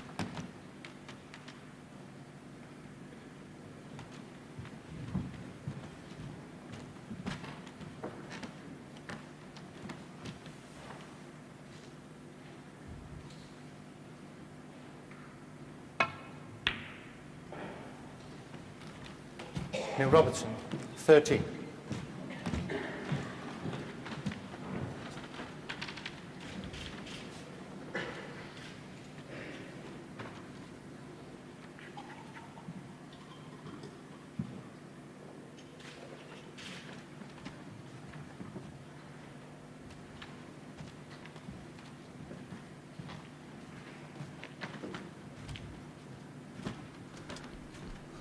This red is onto the left middle, but very, very dangerous.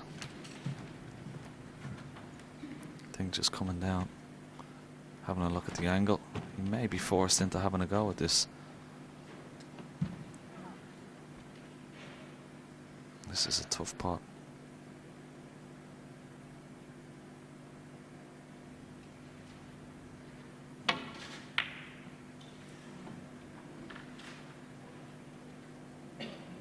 How's his look? Not good.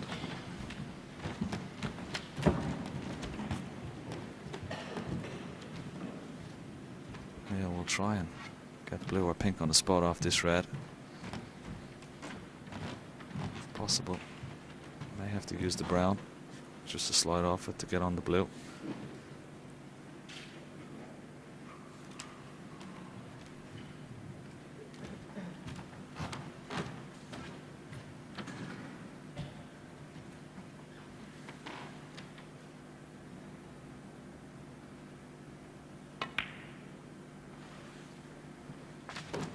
One.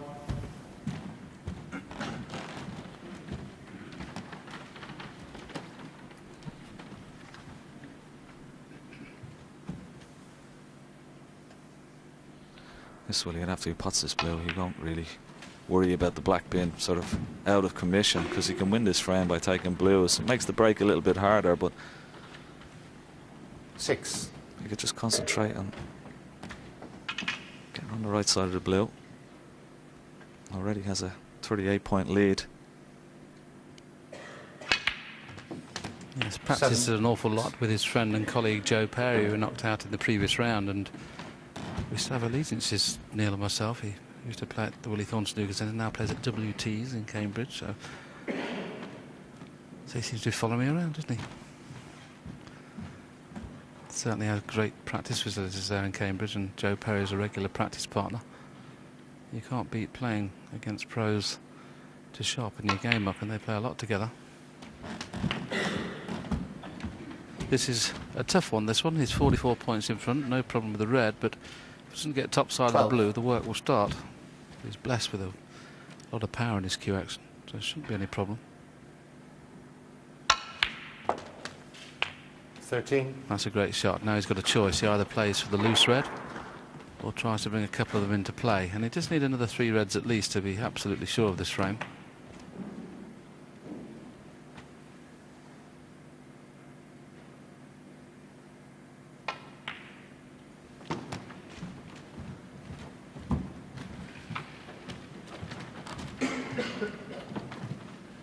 $18.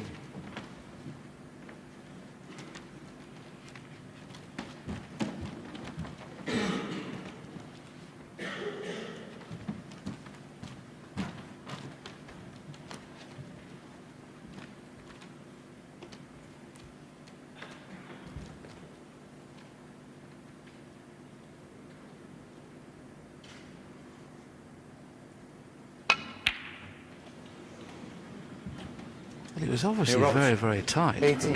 Why would you risk playing a shot like that to bring reds into play if you weren't sure of potting it? You can see there, look, you can only see the left-hand jaw. 50-point lead is not enough.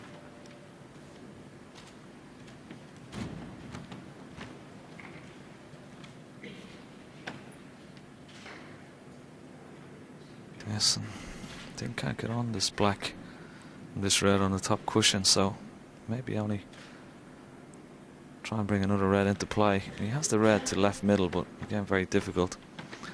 Could play a safety off this red and maybe knock the black over the holes. That would probably be the best choice. White somewhere up behind the pink, preferably. That looks pretty good. Good shot.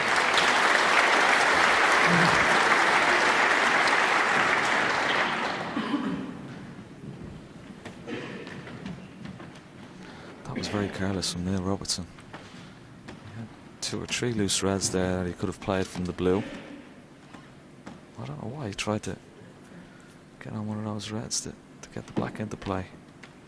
I can only presume he played for the higher red of the 2 reds, and because he finished low, was almost forced into playing the pot that any window we could clearly see from our camera angle that it didn't. He could only see the middle of the pocket. He couldn't see the right-hand jaw, and he's in trouble now. The 2 reds that are tight on the cushion are going to, well, not tight on the cushion. One on the right-hand side and one on the back cushion are causing big problems for a clearance. So Neil, I would imagine, even if plays a bad shot here, we'll get one more chance.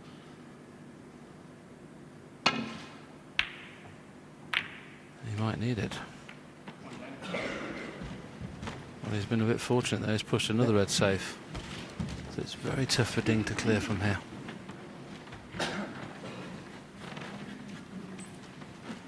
Yes, well, but bringing that black into play on that previous shot has certainly helped his cause.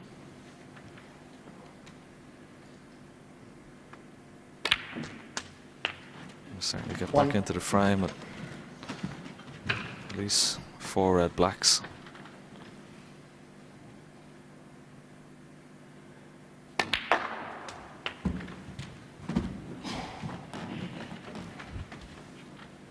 Could also try and leave a nice angle after putting this red on the black to take out the red that's nearest the middle pocket and still be on these 2 into the corner. So that's what he'd be thinking of.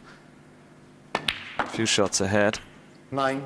Now is the perfect angle. Take this red just below the middle pocket, off the cushion, bring it into play, and he'll still be on these 2 reds into this bottom right hand corner pocket. He can play at pace, he can, can't he? Because even if he happens to get a bad kiss, the 2 reds are still okay. I'd certainly want to be bringing the red at least a foot off the cushion. I'm really surprised he hasn't played the cannon there. He may regret that in 3 shots' time. That was a big chance. 16. Yes, I'm surprised. He's normally very aggressive.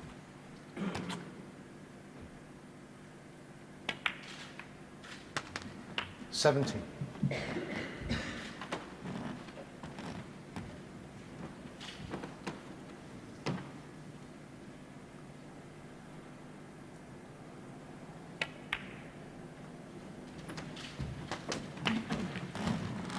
He's too straight on this red, Willie, because he tried to leave an angle on this red 24. to take the red out as well, but now he's going to leave it for the last shot, and this could go 25. wrong.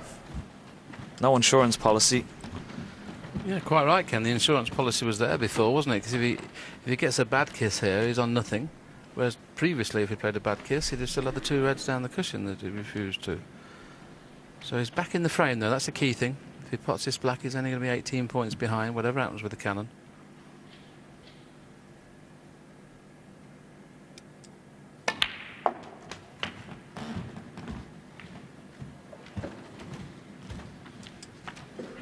Well, he's left a double. 32.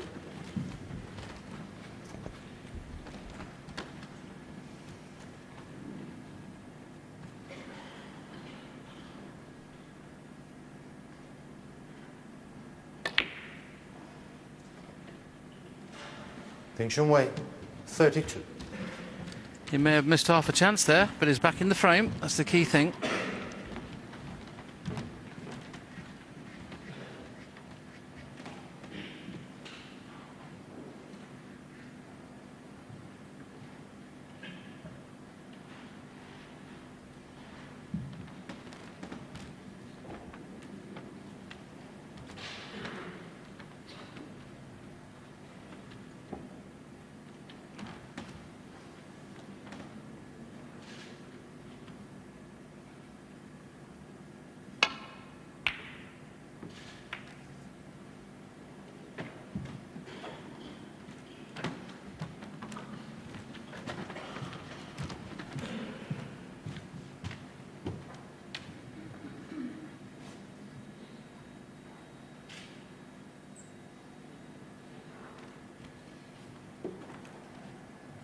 You think it's worth having a go at this red, Willie? Particularly with the other red on the side cushion. Maybe a bit of value. I fancy the up and down, Ken, leaving the white tight on the baulk cushion. Just put the red up near the black, and as long as you snooker him on the red on the right-hand side, you gain the advantage in the safety, don't you? Yeah, but the only problem with that is if he doesn't snooker him, he could be in a lot of trouble the following shot. Absolutely. So maybe a value in taking this red on. He's just thinking if he doesn't get the white in behind either the brown, pink or green, that easy safety shot will be on for Neil.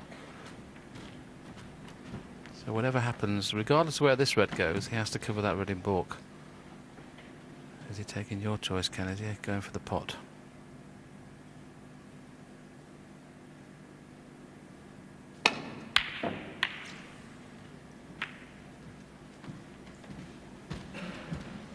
took a calculated risk, and it was calculated. It's gone astray.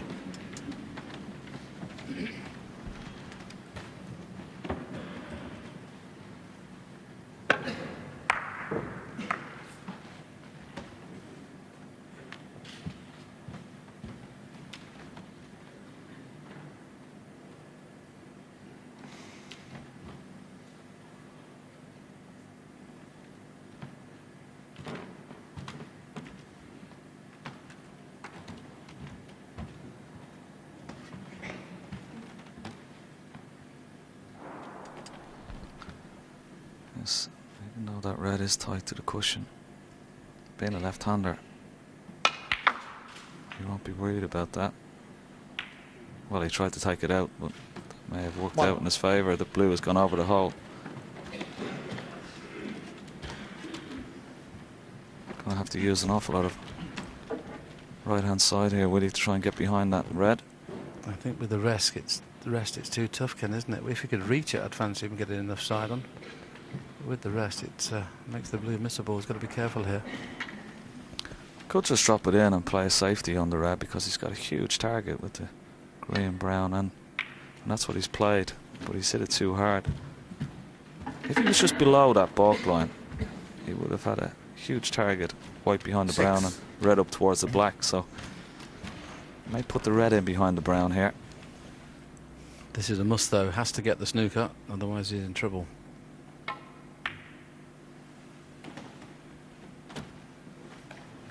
Robertson, 6.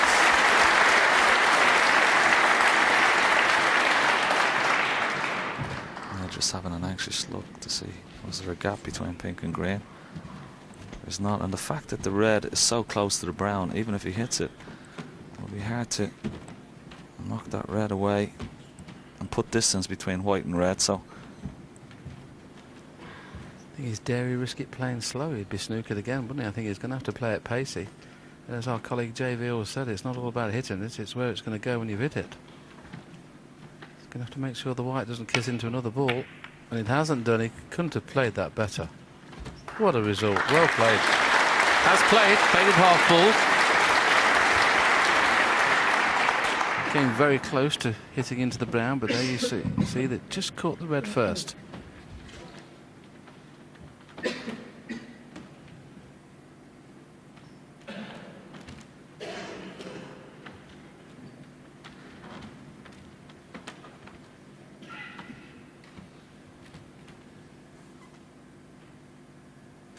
there is room to hit the cushion first. Won't want. Well, he played it for ball, and that was a really good shot. Has he got the snooker? I think he has. I have to swerve it slightly. The reason he played it like that, he didn't want to bring that yellow into play, because having a 24-point lead, he wants to keep that yellow as safe as possible, and that's a very good reply.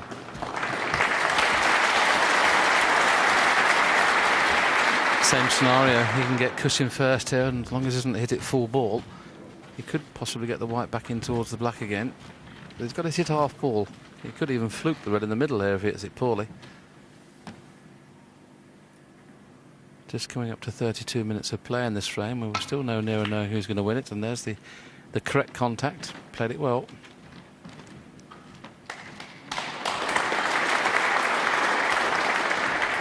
A little bit unlucky there, Neil. It's left such an easy safety shot.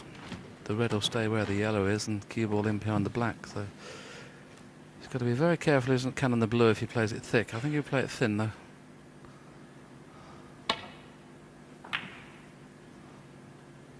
How's the cue ball? Every time Neil's come to the table snookered, he's always had a one cushion escape. That's why he's never in real trouble.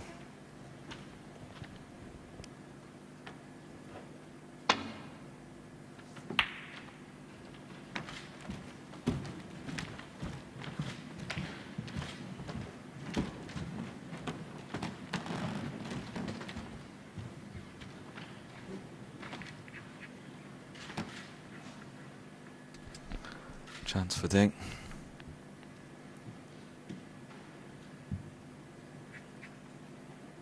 to dig into this cue ball because the path looks like it's the white maybe going into the black if he just plays this plain ball. So digging down on the cue ball and make it a little bit more difficult. There you see it.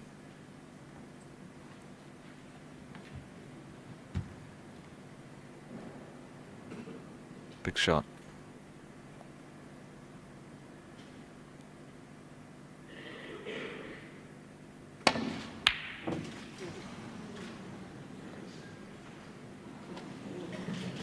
Has he covered it?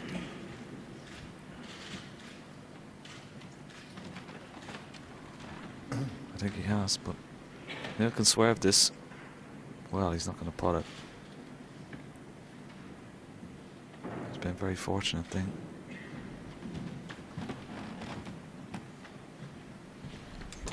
Yeah, this time he's going to have to play the 2-cushion escape. He wants to leave the white at this end, but the jaws of the pocket, he's got to be very careful he doesn't just catch that right-hand jaw and he ends up hitting the red thin.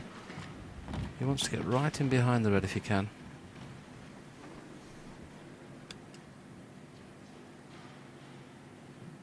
It's all about missing the jaw, so he hits it full ball, and he has done. That's as good as he could have hoped for there.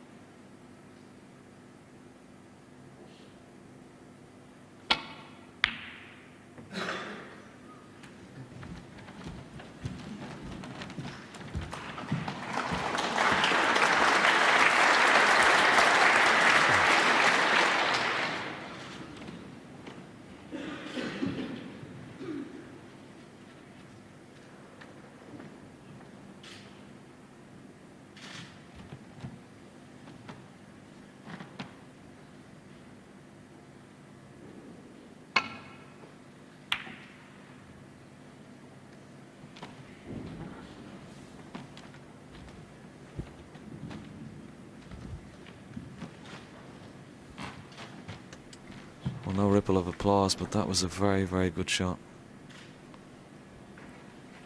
Staying in a lot of trouble here. This will be tough to just have a look at the weight of this. Perfect. Knew exactly where the red and the white was going. And that was judged to perfection. This will be hard to get safe. Needs a bit of luck here.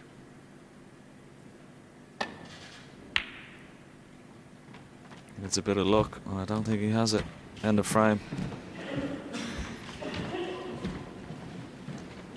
24 points ahead, so red on any colour.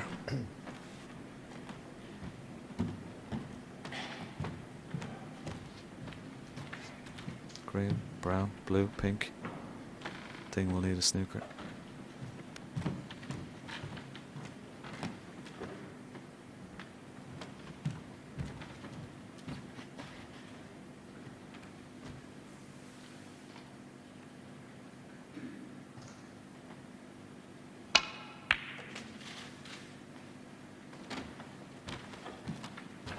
One.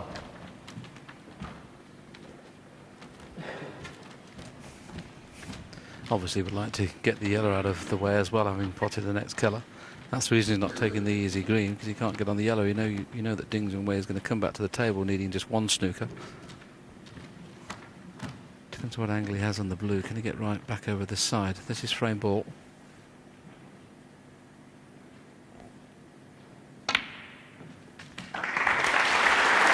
Well, it's just flew off the cushion a little bit, which makes this yellow, well, probably won't even take it on. 6.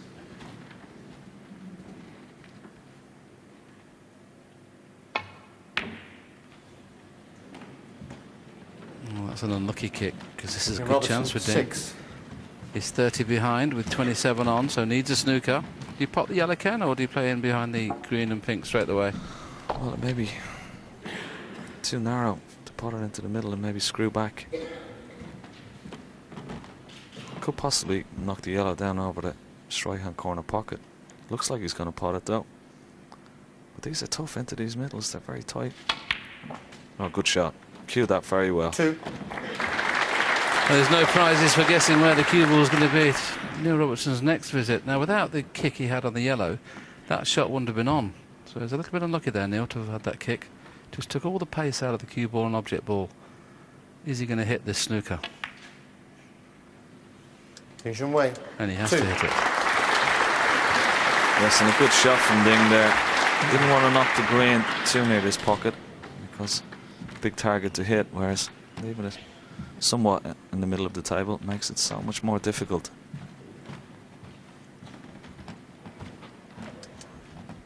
It looks like he's going to have to go at least 2 cushions. Well, he's looking at the 1 cushion escape, but he'll have to play this in such a way that he won't leave a pot on if he misses it.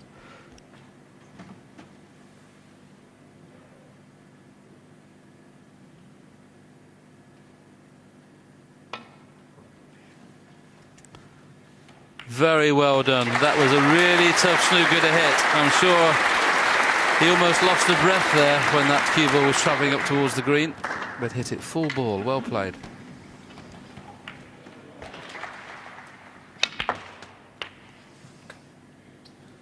Three.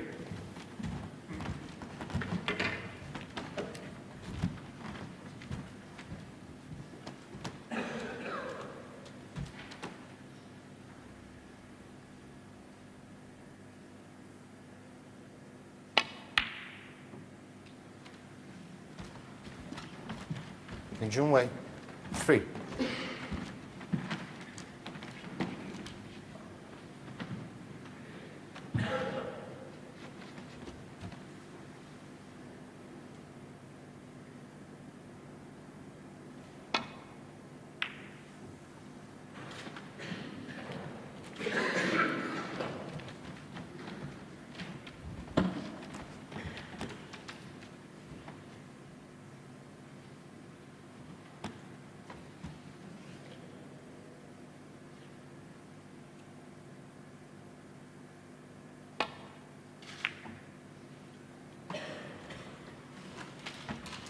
If this goes beyond the blue, this is a tough one to hit. That's 3 shots on the trot. He's got the snooker. Now this can slide because the middle pocket is almost just past the middle is the direct line. But with it being a new cloth, got to be very careful. Yes, that's the line, but not quite sure where he has the right angle where the Would he white have to is. straighten this up by stunning it, maybe? I think he might have to dig into the white, will he? Check it. Right. Using a lot of left-hand side. He could swerve it, but because the white's so close to the cushion, it makes it much more difficult. Swerve it is. We'll get a better view than anybody else in the house with that picture. Well played, Good well shot. done. Good shot.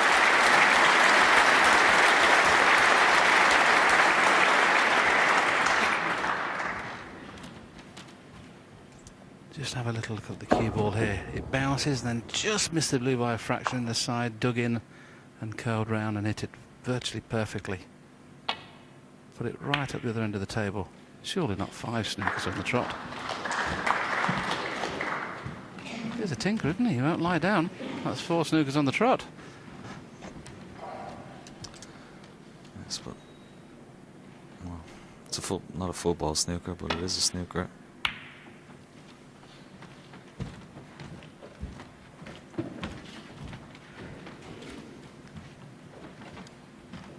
Just see enough of this to take the cue ball in behind the black. Just got to miss the jaws of the middle pocket when playing this shot.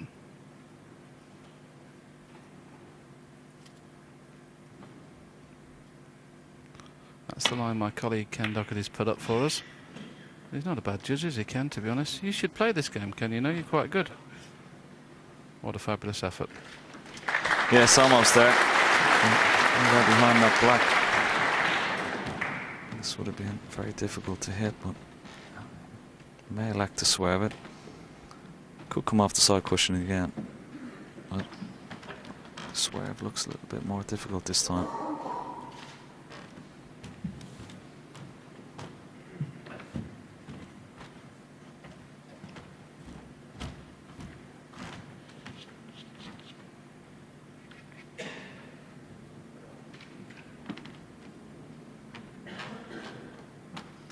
that's a possibility.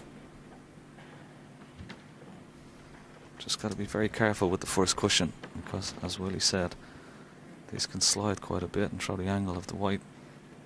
But he's got a big target there, Willie. He can hit the bottom cushion as well. Cushions, wouldn't he? Oh, he's missed it. Oh, the frame's live again. Don't go in off. If it goes in off, he could be in trouble again. Ding Junhui, Wow. 4. That's unlucky.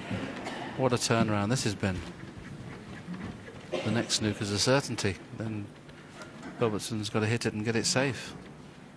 This could be a big turning point in this match.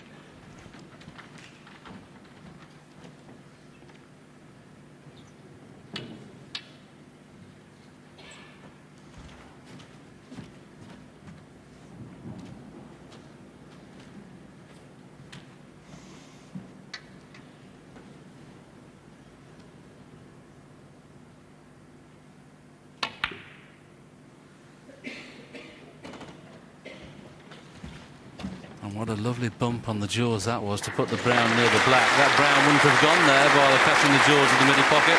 The brown would have been 2 feet to the right of the black. And now the free ball's a possibility, so he's going to be very careful here. 2 cushions will play again, try and hit it from behind.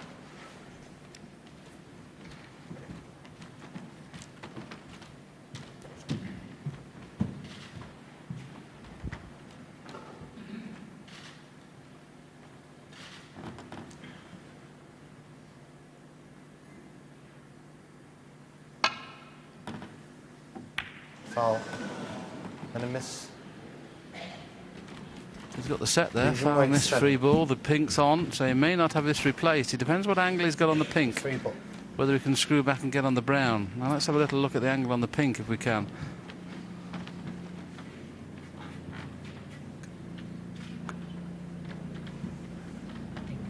He's obviously got an angle, just has to miss the jaws of the middle pocket. This is the big shot now. He's played that as well as he could. He's got the perfect angle on the brown to go up for the blue. This is a massive shot. This could hurt a player so much if you can pinch a frame when needing snookers. For me, he has to take it on. It's a very, very easy snooker. You can leave the white where the brown is and send the brown up towards its own spot. You'd take this on, Ken, wouldn't you? I think he's got to take it on, Willie. He's not looking at it, Ken. No. Well, he has a chance to win the frame. He's got to really take it on. And also he can play the cover, can't he? He can leave the white near the jaws of the right-hand middle and probably cover the brown if he misses it. It is a difficult pot, but it's certainly worth the risk. Well, that surprised me. You get surprised in the commentary box, Ken, I can tell you. It's amazing what you can... Players play different ways to other players, and Ding being one of the most attacking players in the world, he may not get a better chance than that to pot the brown.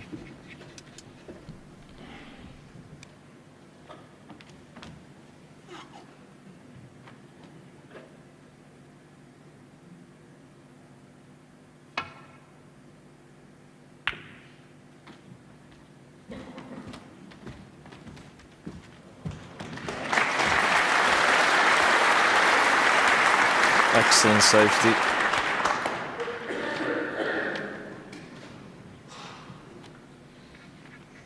He may live to regret that. Refusing to take that brown. Maybe the only chance he's going to get in this frame if he doesn't hit this perfectly. That's a good reply.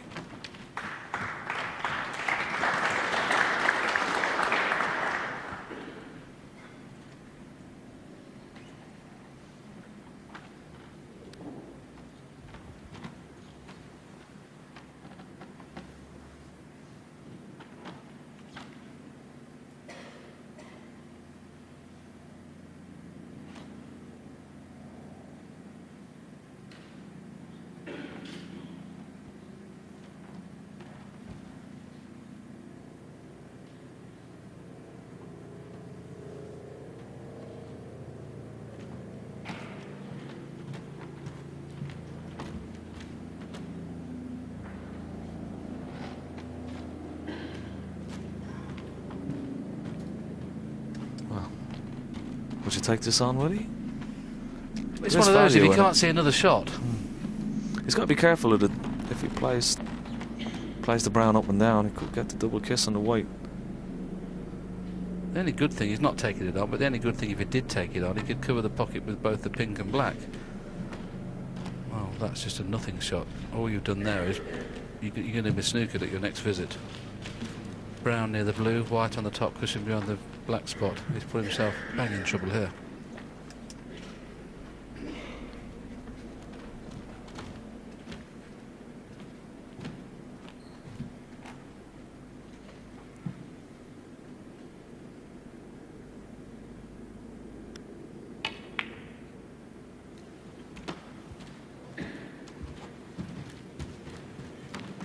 Played it the other way around, and there may be an edge sticking out. We'll show you very shortly. Oh, can you see that?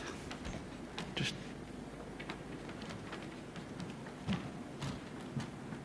I don't think you can see that, Ken. No, I don't think so. I think he's going to come down between blue and pink. One cushion. Try and leave the white where the brown is, and the brown somewhere up in the bulk area, away from that pocket. We're coming up to 50 minutes of play in this frame. He hasn't covered it. Or has he? It's very tight.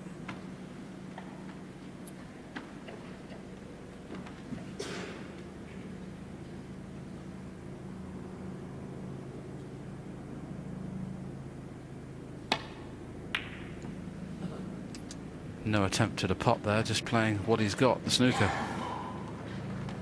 50 minutes playing time. And I still don't think we've seen a pot missed in this frame that they've gone for. So this has all been about safety.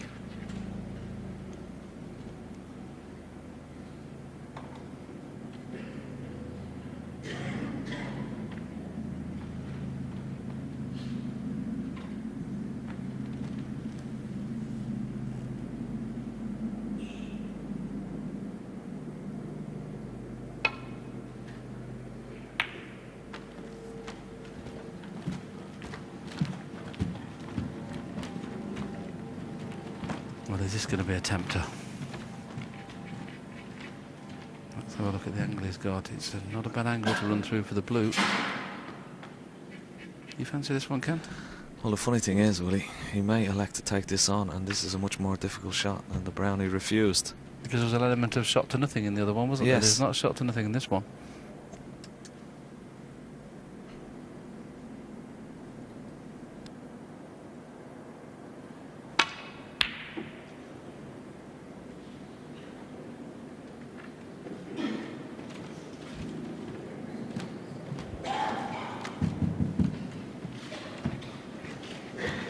Well, that was one of mine. That hit the wrong side of the ball. Just shows you bouts of safety play, Ken, how it could affect your cueing. And that's why some players carry on when they need 3 and 4 snookers, just to knock the other man out the stride a little bit.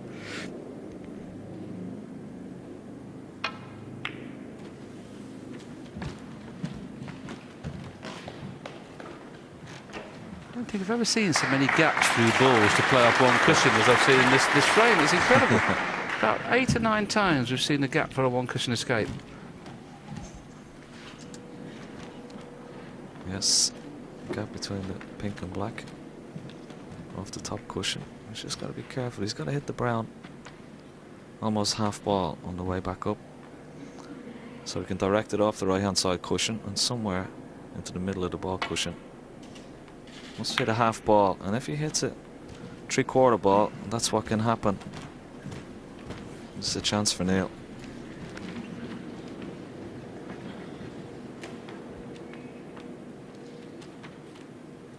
This is the first real chance that Neil Robertson's had in this safety exchange.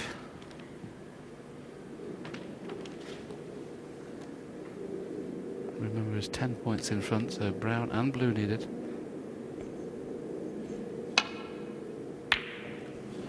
Well, this has been a little comedy of errors the last few shots, hasn't it? Ding will probably take this on because he's close to the white.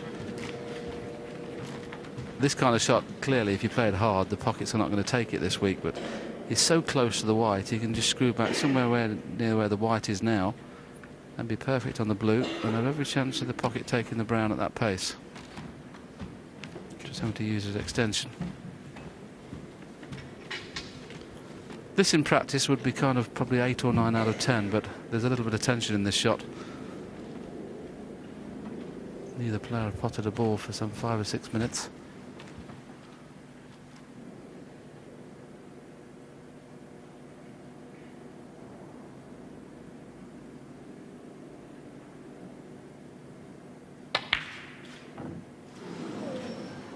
Well, that just shows you how tight these pockets are. That would have gone in on any other table they've played on this year. I'm pleased to see it though, because the pockets were getting too big, to be fair. So that's means now they're going to have to be very, very careful.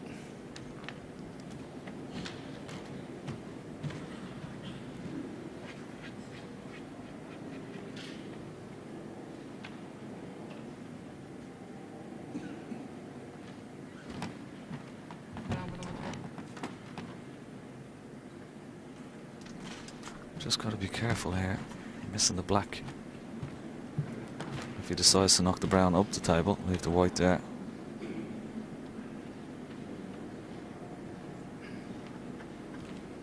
And also missing the middle pocket, will he? Because that's a possibility as well. We're coming up to 9.5 minutes of play on the brown alone, and they both had two, well, half chances rather than good chances.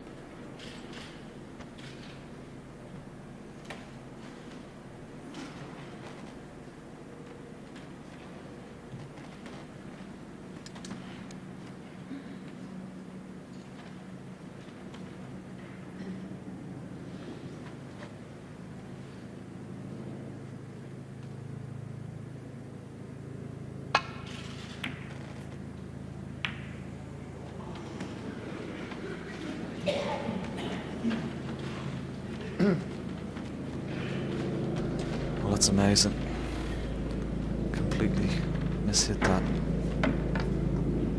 He's been a little bit lucky that that blue has gone to the middle of the ball cushion.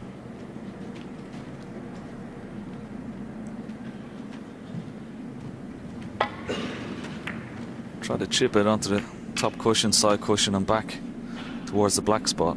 Mishit it all wrong. This is a difficult shot to try and even get close to this blue. That's amazing. I think you could have counted on one hand the number of missed pots by either player in the first 7 frames today's session. I think they've missed more pots in this frame alone. You can have a go at this brown because it's a natural angle, it'll be nicely on the blue. So play virtually plain ball, play the pot. Don't have to do anything with the cue ball, naturally it'll be going down for the blue.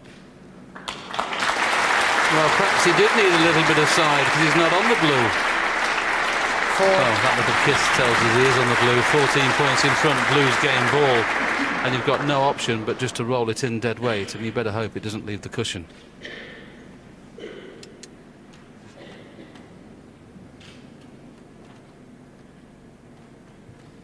Having played on this table, Ken, do they cling to this top cushion? Oh, this is very missable.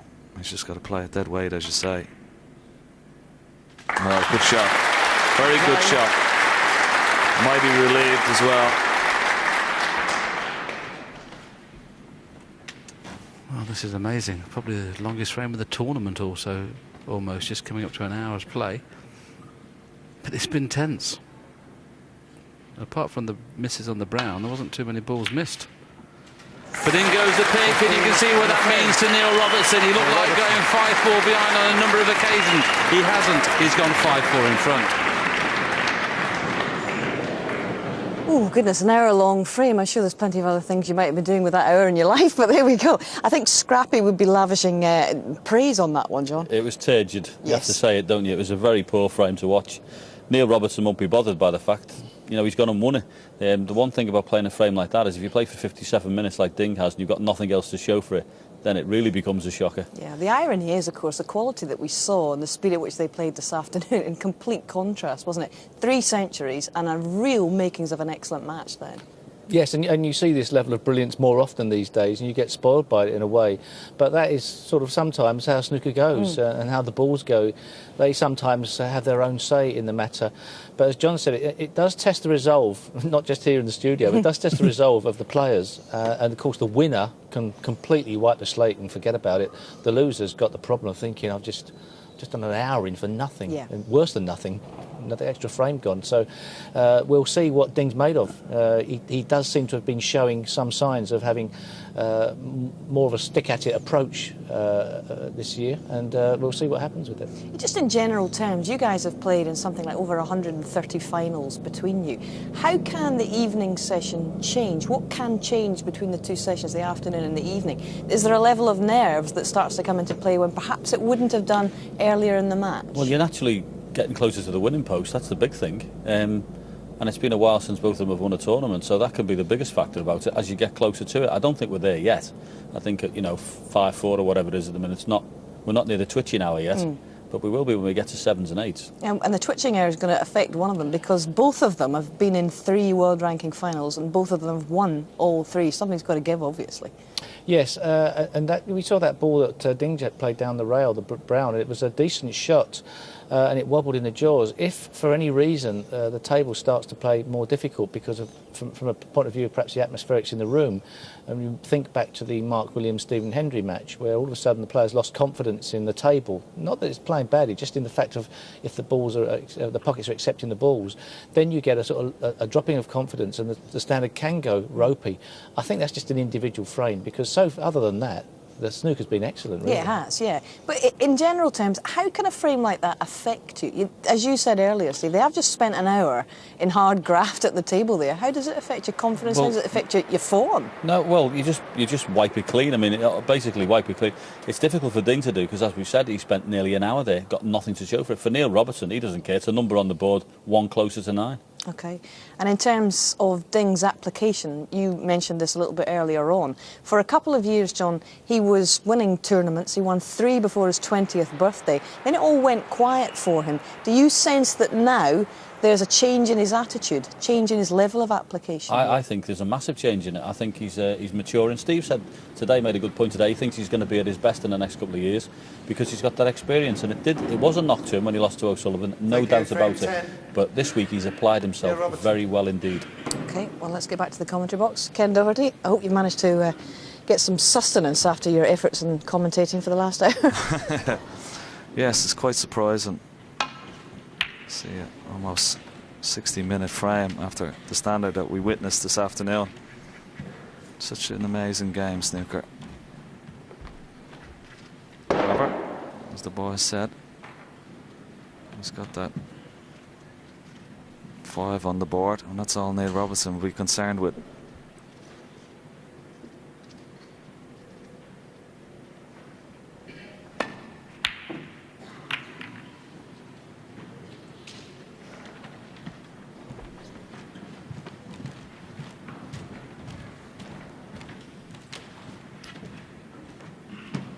There you see it, first to 9 frames, becomes the Grand Prix champion. Hasn't taken off yet, Willie, has it? No, the opening frame of the evening, Neil Robertson didn't have a lot of chance, breaks a 48-47 from Ding, but that last frame, OK, there were only half chances apart from until they got to the Brown. When they got to the Brown, they both had really good chances. And it'll be a frame that Ding will remember for some time because he went favourite on 2 or 3 occasions.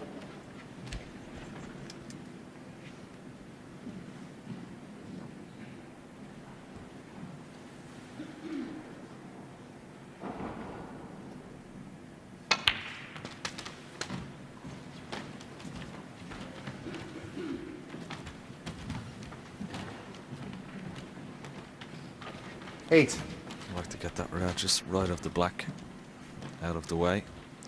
Not from this shot, obviously, but as soon as possible, so the black will go on both pockets.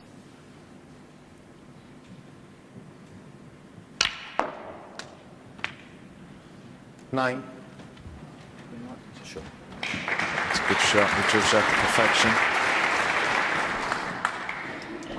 Just can't quite tell as we watch this screw back on the blue, a little bit aside just to widen the angle. there's a gap between the pack of reds and the red and black. And now, if you could get in that gap, that red's on, but it's too risky, I think, to play that. He'll be looking for an alternative, so he still can't get rid of that red just yet.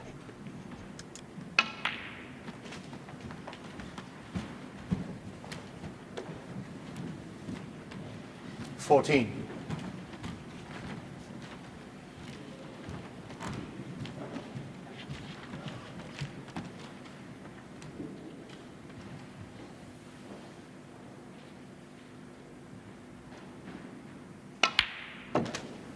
$15.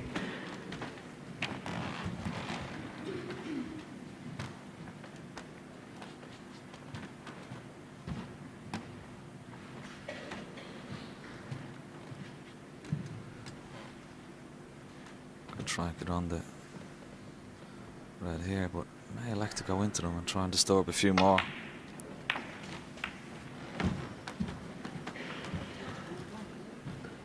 It's not too bad. This red goes 20. Just below the black spot. And he's got a nice angle just to go back up for the blue.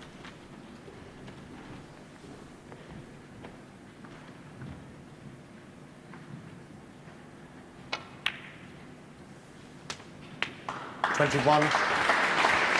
I'm not sure how the see a player do that, Ken, as you rightly said, he would like to win on the blue, but it's slightly awkward. Play the option for baulk colours because you've always got 2 or 3 chances. The number of times we see players break down, I mean, for the extra 2 points, it doesn't make any difference. They're fairly short so many times when they just play for the blue. Yes, and the fact that he knocked the black off a spot there, Willie, it makes this job a little bit easier to get on that red. Just right off the black spot. Won't be trying for it here. Maybe thinking of it just down the road.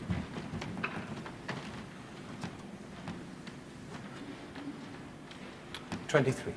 It's not the best positional shot he's ever played. Should have been a lot closer to this red.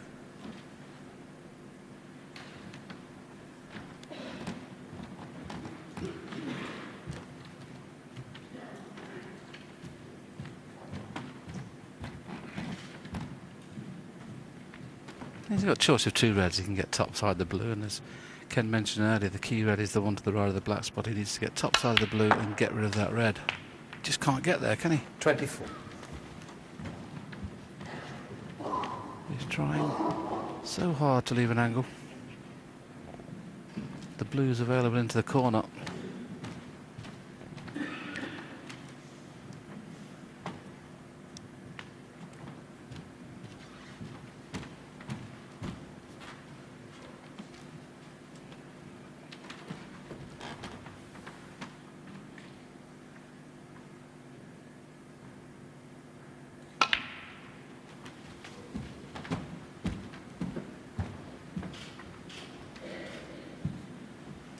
I mentioned earlier in commentary that now and again 29. Neil just tends to lose the white a little bit. That was a massive target off one cushion to get on those 2 reds. He was overhit it by 2 feet.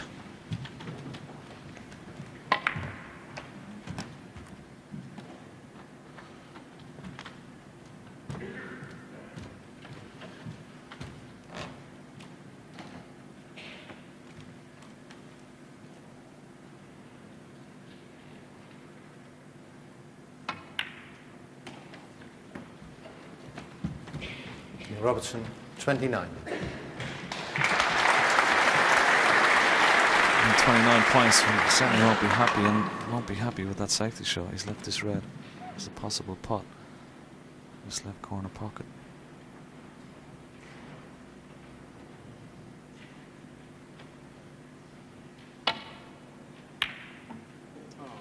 Good shot. 1. That was careless from Neil. Half a chance.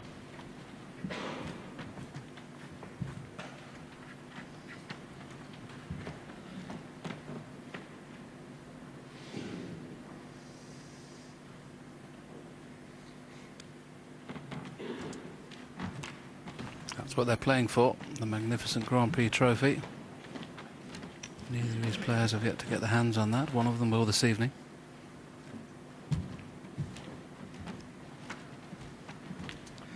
Neil, of course, that was one of the trophies, one of the 3 he won a couple of seasons ago, so it would be the second time for him, first for Ding.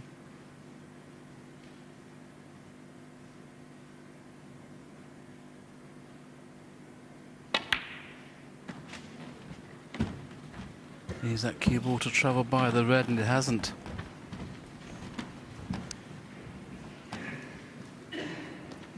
Five.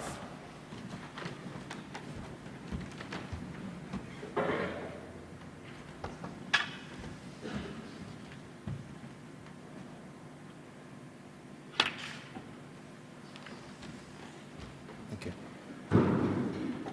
Ding Junhui. 5.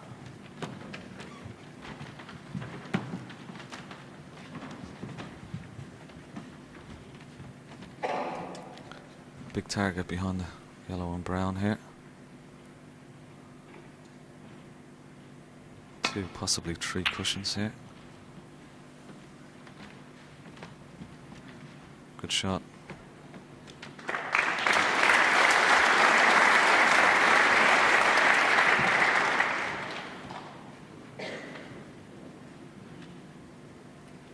May just play the one cushion, try and rest in the red that's just virtually touching the black.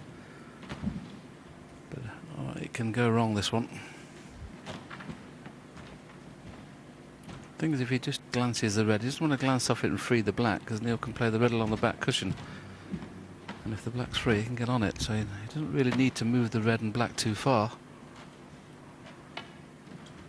Just wants to rest on it. And he hasn't done. He's left the red along the top cushion. Now does the black pot? Because if the black pots, he can play this. Neil Robertson. 4.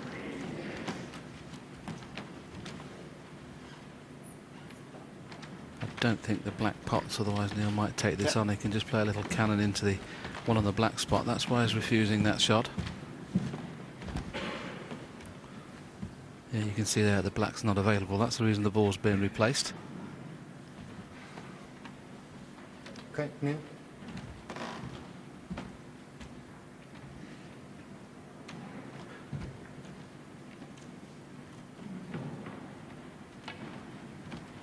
This is short, isn't it? Goodness me, that was a little bit of a twitchy one. Yes, and this red may be on, Willie. I'm not quite sure from this angle. I think it is. Well, we know the black doesn't pot, so why not play the shot he's just played previously, knowing that even if he leaves the red on, he can't get on the colour. What you can't do is leave them like this.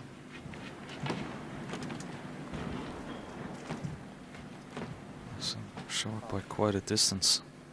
That was very careless. Now, when he puts this, he'll run through, try and bring another red into play. 1. Just having a look at a possible plant there. Has an angle on the pink to try and disturb these reds if this plant isn't on, but nice angle to try and hit that red just below the pink spot. Almost half ball. Push those reds out of the way and be left with one of these reds into the bottom left hand corner pocket.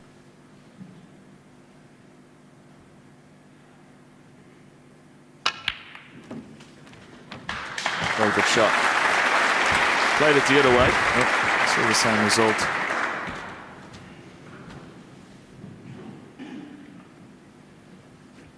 Seven. Pink goes into the right middle again, so. But he could play this any way he likes. He could deep screw or play it back for the same shot again. Prefer to play the deep screw. He's played it well. Blessed with a lot of cue power. Loads and loads. The only thing that worries me here, playing the blue into the middle, can he miss the kiss on the 3 reds going down? Because he'd like to get on the one that's just below the pink, but he'd have to play that off either one cushion with check side or 2 cushions with a little bit of running side. But he has to miss the kiss on the 3 reds. And if he can't miss the kiss, you might as well play the cannon on the pink. Just see where the cue ball goes. Yeah, he couldn't miss the kiss. He needs a good kiss, and he's got it nicely. Well played. 45 points in front. 3 reds, 3 colours. He goes 2 clear at 6-4.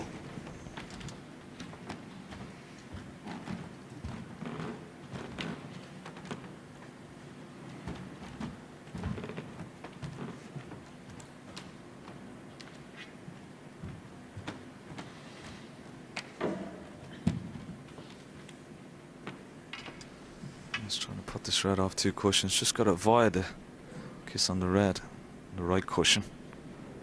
If he avoids that, he should be okay. Good shot. Would have liked to play it a little bit harder, but it's the blue into the green pocket.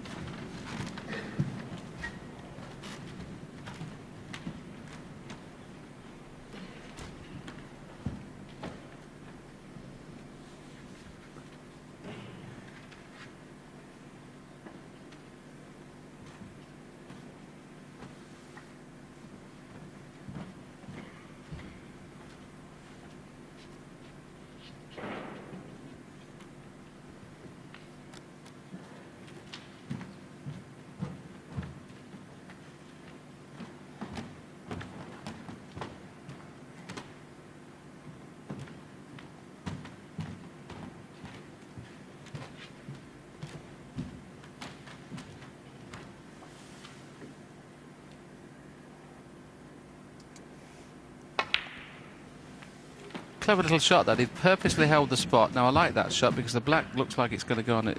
Sorry, the blue's going to go on the black spot, which makes the next positional shot easy. Well, he tried to hold the spot and it didn't quite work. 90. That would have been a clever shot, wouldn't it, if he'd have held that? Because the blue would pass the other reds into the corner.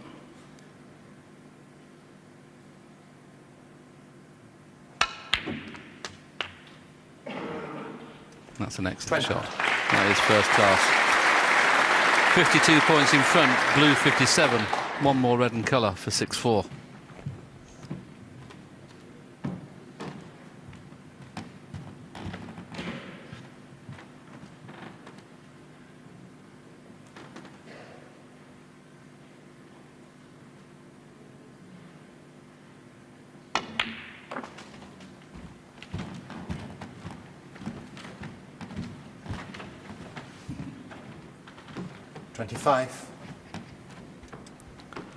Just a little bit short.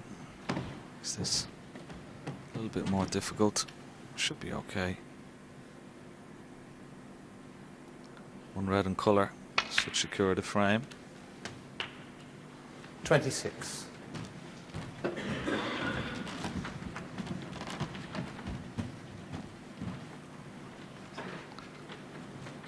Put this blue into the corner and just stun the white down towards the 2 reds just to the right of the black spot. I think the top one goes into this bottom right hand corner pocket, so good shot.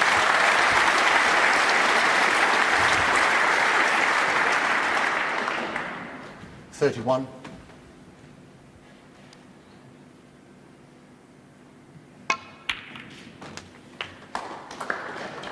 That will possibly keep Ding Junhui in his chair, regardless of whether Neil decides to play the pot on the brown or green or play the snooker. Ding Junhui may have missed a big chance in the previous frame. It's a frame he definitely should have won.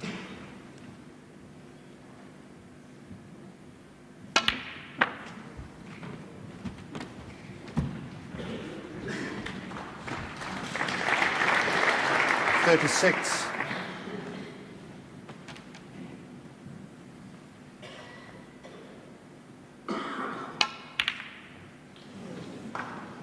$36 in the frame.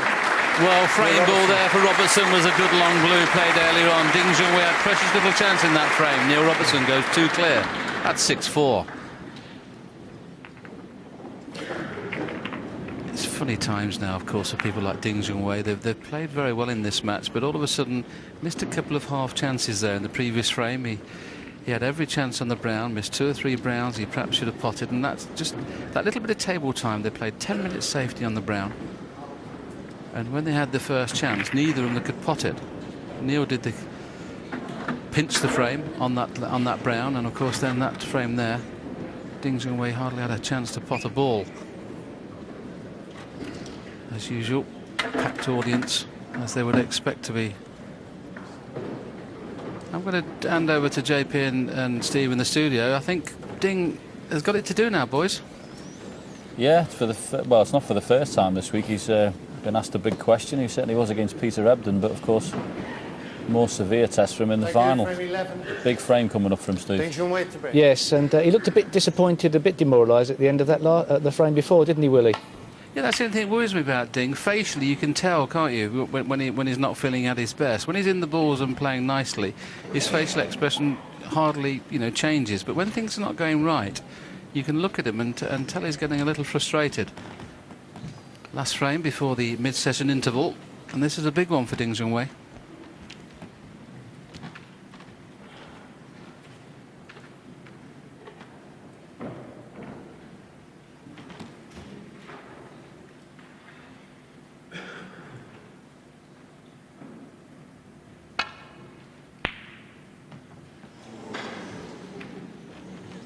Wow, is this the chance he's been waiting for? I think not, because he can't get onto the black.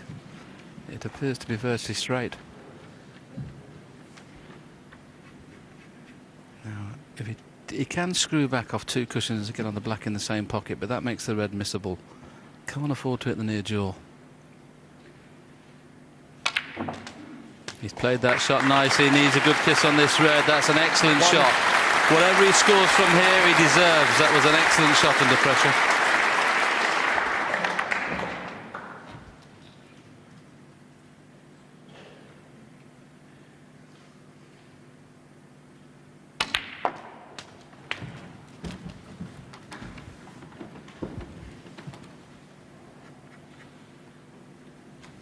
Eight.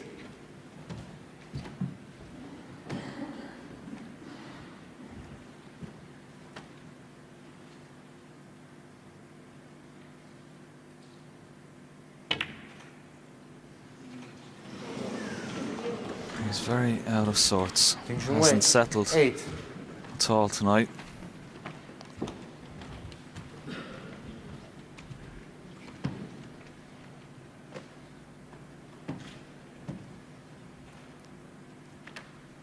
He's been a bit fortunate that red is covered, because this would have been an easy opener for Neil Robertson.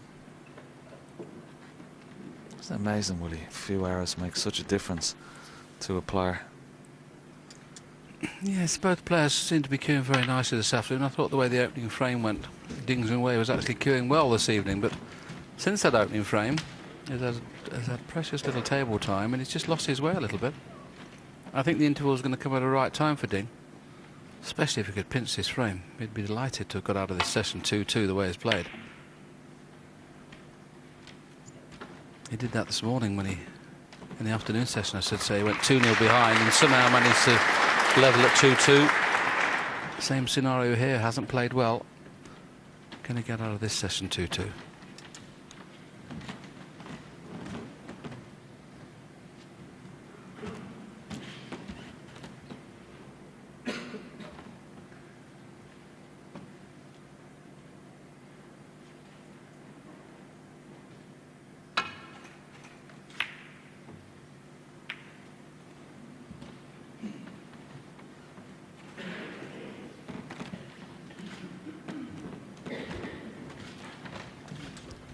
Just where the white landed just makes this a little bit more awkward. Just bridging over this green and brown. Just gotta be careful.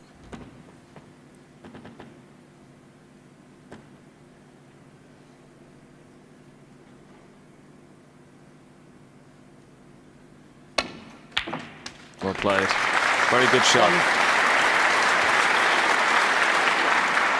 It's the second bite at the cherry. This is perfect to play the arc into the pack there, the one at the back of the pack. If you can hit that one and the pack at the same time, just by arcing it into that bunch, they will split perfectly. Now these cloths seem to be skidding a little bit more. It'd be a natural shot normally.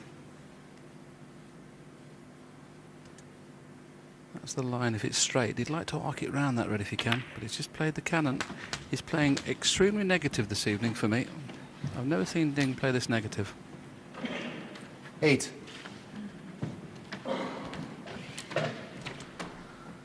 Yes, he's normally aggressive. He's obviously not very confident tonight for some reason. Needs to 9. String a nice break together to get that confidence back, because he's refused a few shots already tonight, particularly that brown a couple of frames ago.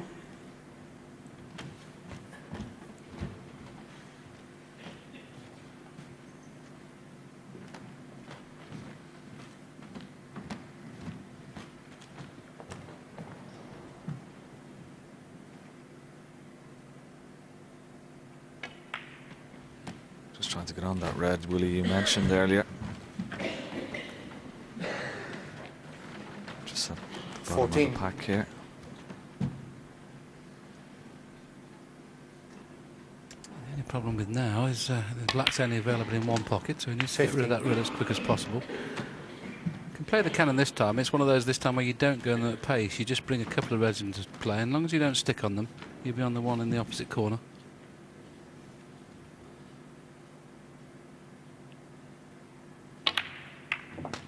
See, that's all he did there. You see, just bring a couple of reds out. No, he's bound to be on the other red. Good chance this now. 22 is touching.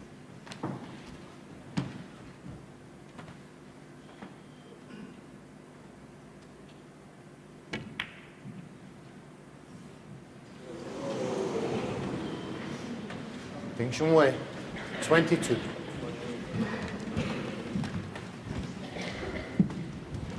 I don't know what happened there, Willie. There's one thing for sure. He's annoyed now. He can't believe he's missed that. He's doing a runny. Yeah, I wonder if that helps. Can you imagine all the kids in the snooker clubs now when they miss a shot? They'll have the towel over the head.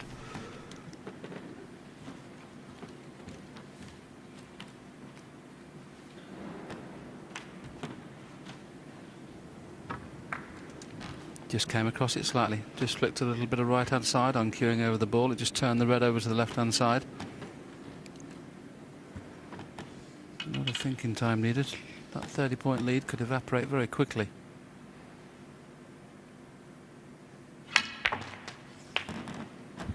Thanks. 1.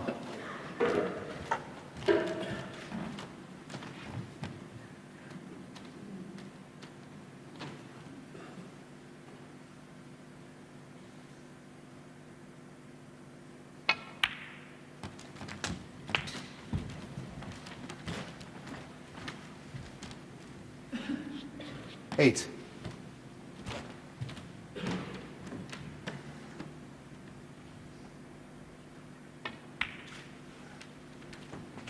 9.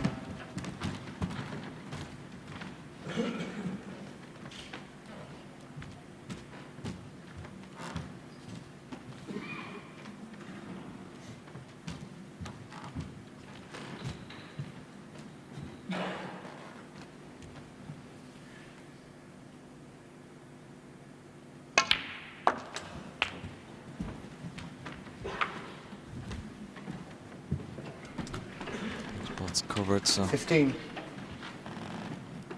the red that's on the pink spot goes into this right hand corner pocket and may use that. Bring some more reds into play after the red and the black. 16. Would ideally love to get on that red that's covering the pink spot. Won't be able to do it from this shot.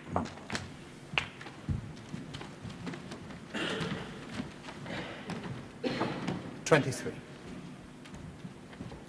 These are worrying times for Ding Junhui.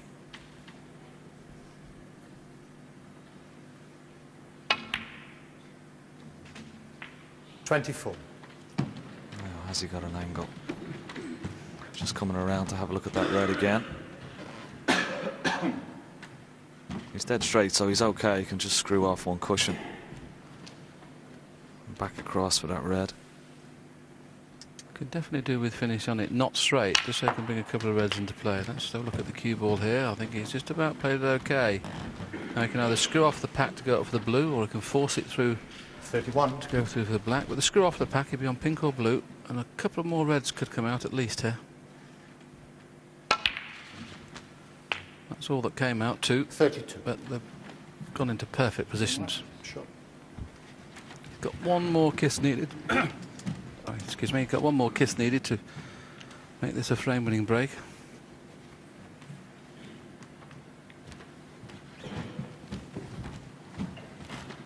The 2 loose reds are not a problem. I'm just wondering whether there's any plants available on the 4 reds. It doesn't appear so. So it's an angle on one of the colours in the next 2 shots to get into those 4 reds, ideally off this next black.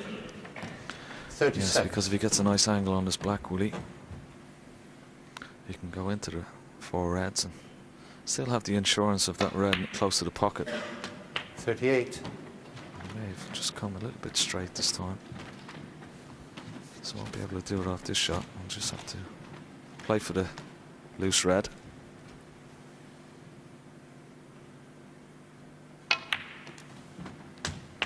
Well, if he leaves the white just somewhere where that red is, just maybe half an inch or an inch above that red. 45. Nice half ball angle on the black.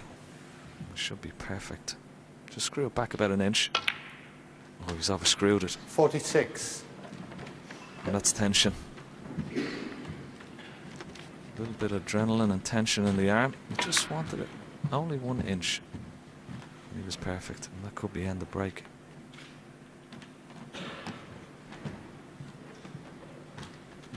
Yellow. Yellow. Well, I'm surprised here. That 7 points could be useful. I mean, you can just play safe off the pack and get in behind the green and brown. I just don't see the value at all in knocking the yellow safe. Not at all.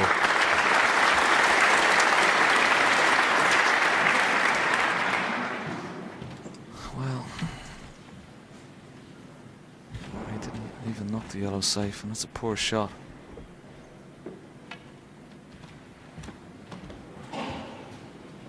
Again, thing looks to be very short here. Foul and a miss. Neil Robertson. Why would he not pot black though, Ken Neil, and just flick off them and still going behind the green? At least just make those reds open, because if Ding gets this shot right, he's not gained any advantage at all. Yes, but I think Neil's idea was to put the yellow safe, because he knows should he get a couple of reds and colours, he won't need that yellow. So probably wants a little bit of an insurance policy again. And he's missed it again. Foul and a miss. Neil Robertson full. Yeah.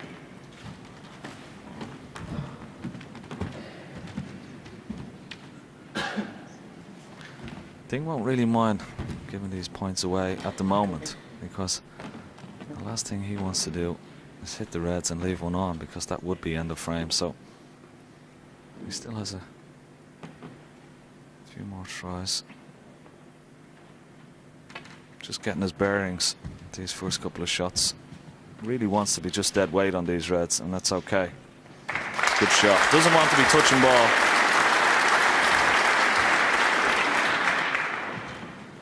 Perhaps hasn't called touching ball, but I think he may find himself back up behind that green and brown again. It's a big target. Oh. Foul. Junhui 4.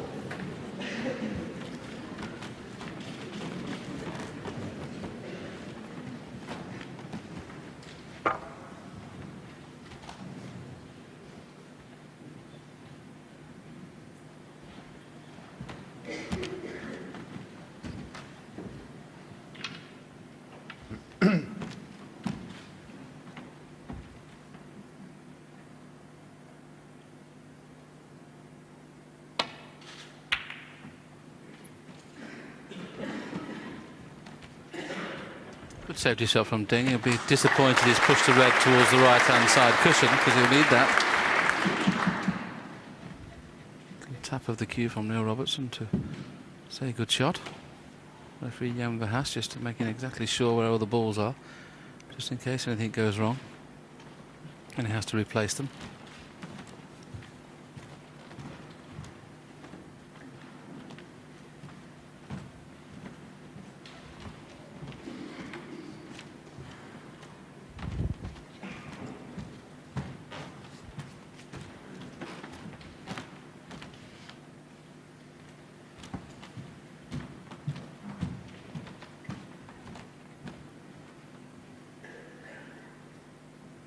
There's a gap through green and brown, but I'm not sure you can see the edge of the red. I think you can see the red full ball, but can you see the edge to get back in the ball? No, full ball it was. Full ball is hit, and very, very fortunate. Oh, yes, you're entitled to hold your hand up there, young man. Wow, how's he got away with that? One of yours, Ken. Never happened to you, Willie, I'm sure. He was very fortunate there. Then going to try and find the gap between green and pink here. Hasn't judged it properly.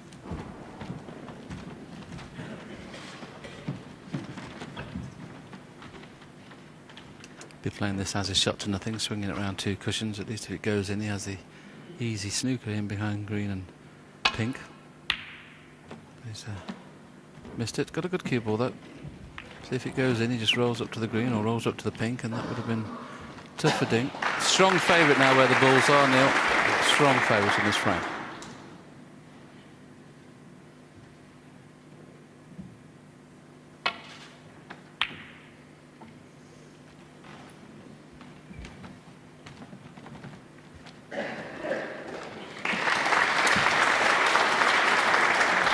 Shot from Ding, and more importantly, brought the black into play. That will certainly help his cause. He doesn't want to take this red off the right hand side cushion, so he's got to be careful here. One of these reds will be going towards this corner pocket. Oh, well, he spotted a plant. One.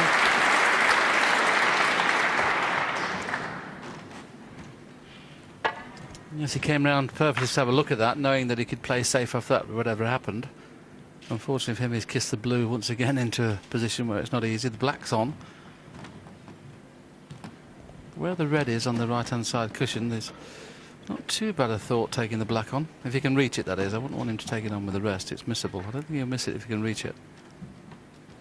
He wouldn't take it. If this right-hand red was in open play, he wouldn't play this.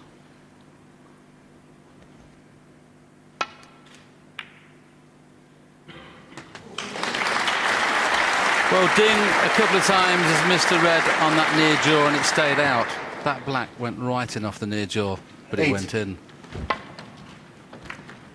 I'm surprised that went in, how tight the pockets are this week. Yes, and I think that's been the difference. Neil has certainly gone for his shots, Willie. Ding hasn't. He's been very reluctant tonight for some reason. Yes, on 3 or 4 occasions we called the attacking shot on commentary and he refused them. Never seen him do that before. 16. If he has any aspirations now of getting back onto this match, he won't do it playing like he is at the moment. He's going to have to play attacking. So I expect after the interval for him to start playing a little looser. As this crowd once again acknowledge the fact that Neil's gone over the line in this frame.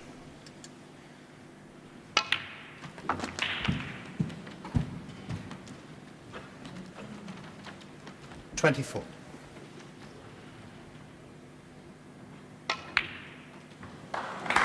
$25.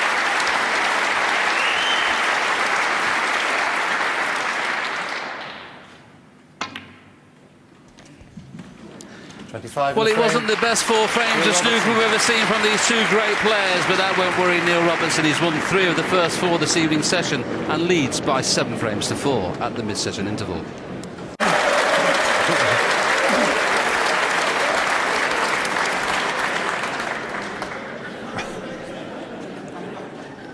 Not quite sure what happened there, but the crowd had a great laugh with Jan Verhaas, a referee. Now, what were they all laughing at? Oh, look at Jan had got the green on the brown spot. Thank you. Frame 12. Neil Robertson to bed.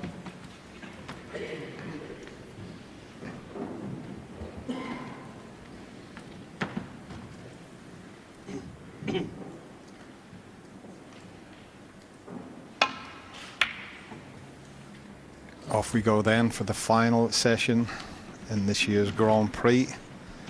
And will that interval change things around from Ding Junhui's perspective? Because he's gone off the boil somewhat. He's lost 3 of those 4 frames. Long way to go, John.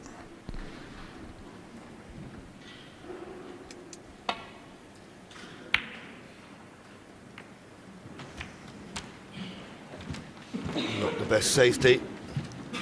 think there's a red on to the right middle. Yes, this is a test of character now for Ding Junhui. What has he got left in the locker? We've been saying over the last couple of seasons he struggled. This is a big test for him now. And he's left a red to the right corner as well as the right middle.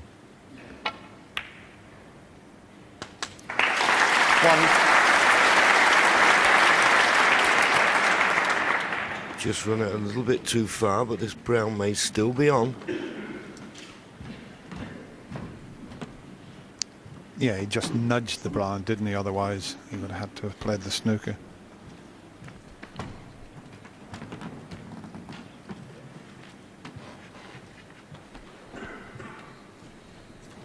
No problem getting on a red. There's 5 or 6 loose reds. But it is a thin one. In fact, he doesn't like it. He's going to play the snooker. Neil Robertson won. And that's a clever snooker because he's blocked the path going into the reds from the right side of the table. Much more dangerous going into them from the left side.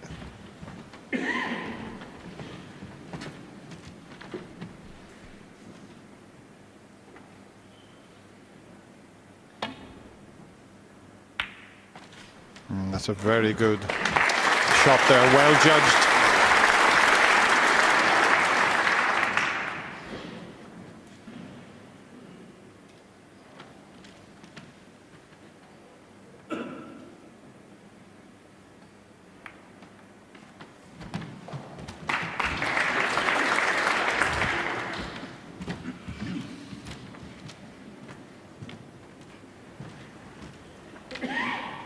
As you said, Dennis, this was a good shot.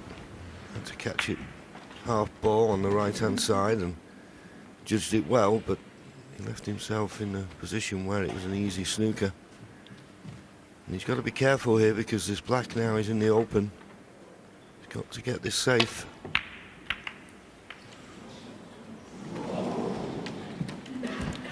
It's not bad. He's not left anything easy.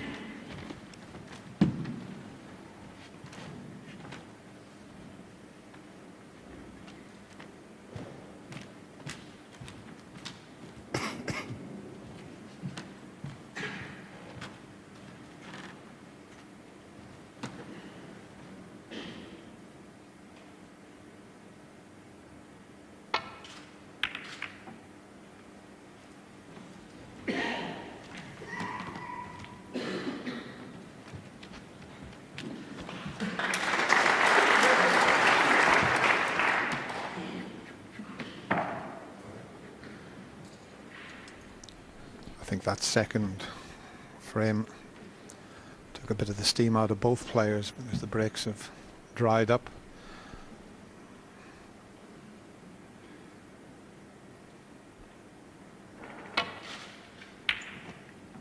We did have 3 centuries in the opening session. 2 from Neil Robertson, 1 from Ding. We haven't had a 50 from either player in the last 5 frames, but that could change. But I think both these players are showing how good they are tactically as well. Both great break builders.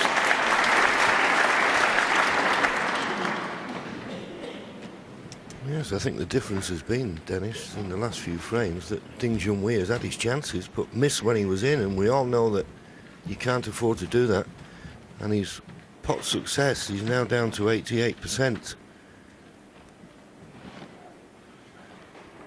Unusual for him.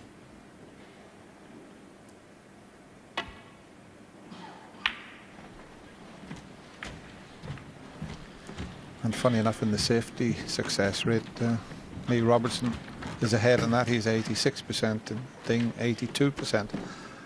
I would have thought Ding was slightly the better safety player, but there you go. Yes, another error from Ding, leaving this red on. 1. It's an easy game, isn't it? Every time you come at the table, there's a pot on. So he's just got to tighten up as Ding Junhui every aspect of his game if he's going to get back in this match. First to 9, remember. Yeah, and if the Australian opens up a 4-frame advantage, he certainly would take some beating.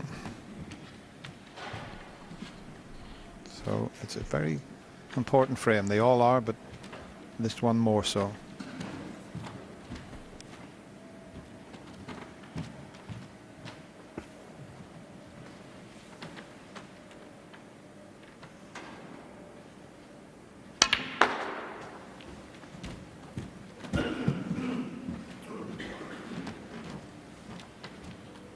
Three.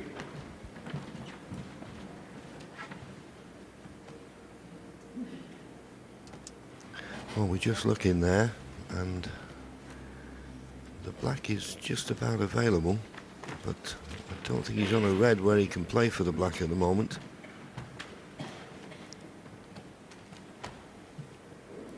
So this is a cut to the middle, and cue ball travelling around the back of the reds.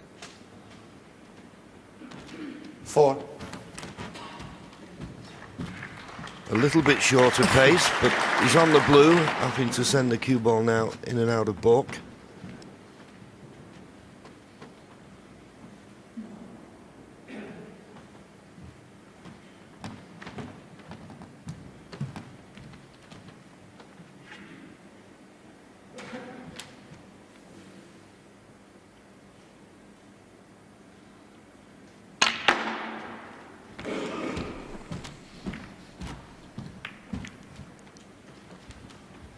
Well, at first glance, he hasn't dropped on anything easy. The one into the middle pocket would leave him on the black, but that's quite an acute angle. Can't get through to the potting angle of the right of those two reds, I don't think. That's the one that would leave him on the black, but it looks easy from that picture, but it's far from easy.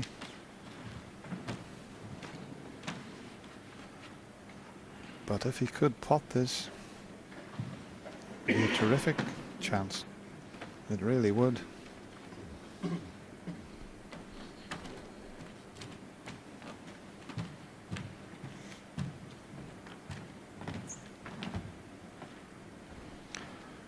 Now that he's wandered up the other end of the table, that's sort of indicating that he doesn't fancy this pot to the middle. He's going to just play up between green and brown. So I think he's made his mind up. He's not going to risk anything. He's going to protect this 3-frame advantage and keep it tight and make Ding Junhui work for his chance. He has won 3 ranking titles: the Grand Prix in 2006, the Welsh Open in 2007, the Bahrain Championship in 2008. So he's won one world ranking event each year for the last 3.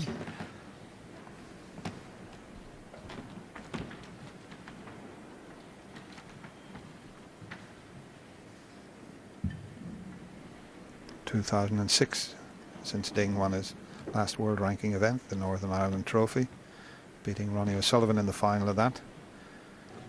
And the big year for Ding was 2005 when he won the China Open and the UK Championship.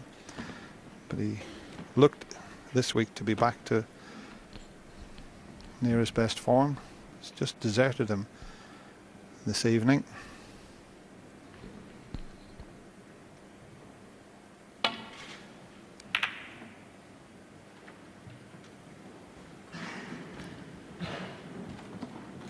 Was it quickly there after he played that? He knew he'd caught the red a little bit too thick. Now has the brown come to his rescue? Well, he can get through to this straight red, but I don't think he can get on the black from the left-hand side of the table, so it's going to be a good shot to get back up for the blue, but there is an alternative to the right corner. I think he'll be playing a pot because I don't see a good safety.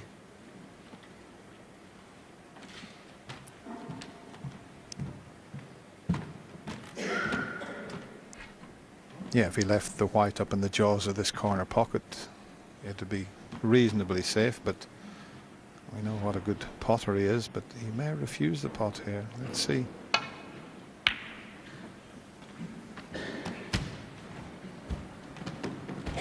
Now, there might be one available to the middle, and we know Ding Junhui is terrific at potting balls in the middle pockets. There is one that will go.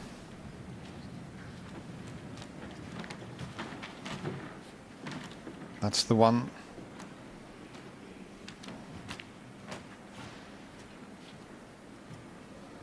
But not risking it, can't blame him.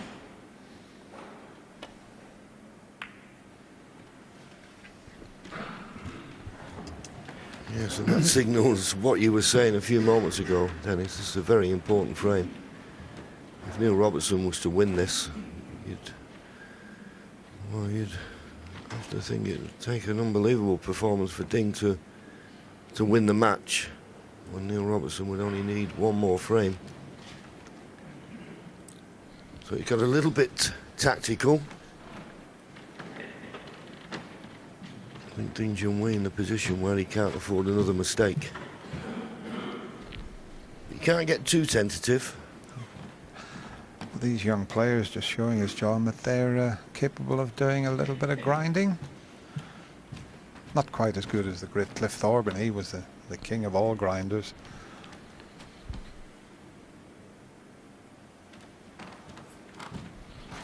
And people used to say to Cliff about being a slow player.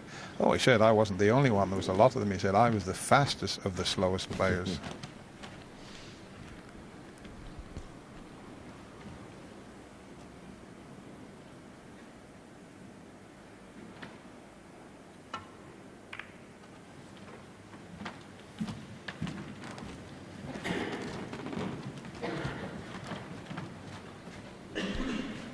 Couldn't afford to send that cue ball too close to the baulk cushion. That would then have left a simple safety for Ding.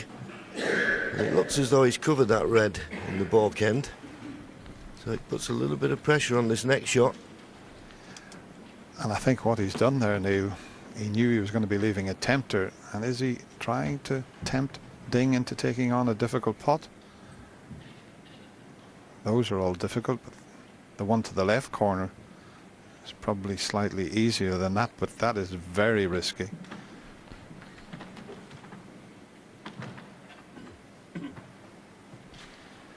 He's just debating whether to take this one on. He could play safe and just double this red back down the table, leave the white tight on this back cushion. But it's as if he wants to have a go at something.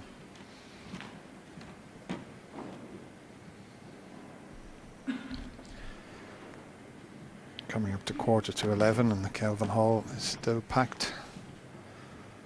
Lovely watching those pictures and listening to Jim Watt. Lovely man, Jim Watt.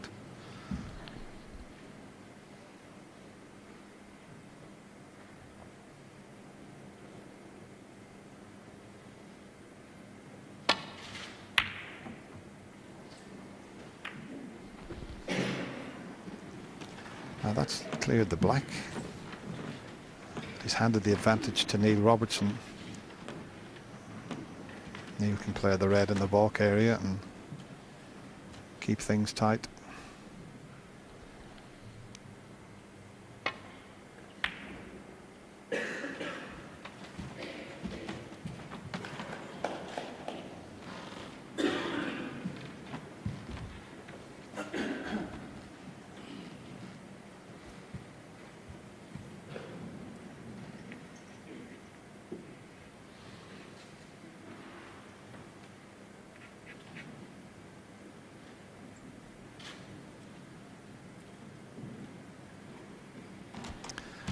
He's got him trapped again. That's why Ding's having to think long and hard about this. There's no easy way back up the table for safe.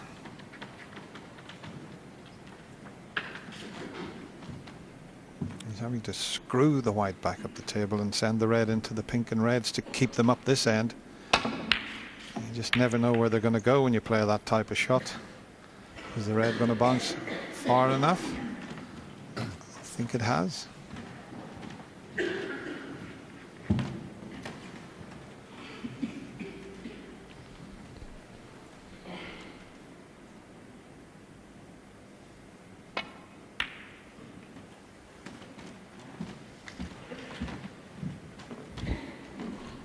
It's a bit like watching Steve Davis this. Every time you come to the table, you're on the baulk cushion with a white tight on it.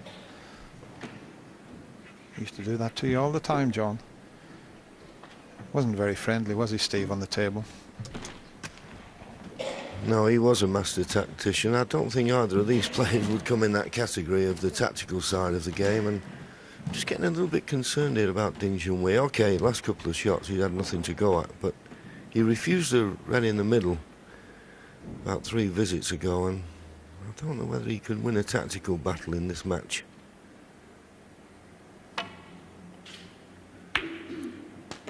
That's what he's better at, potting. Good pots.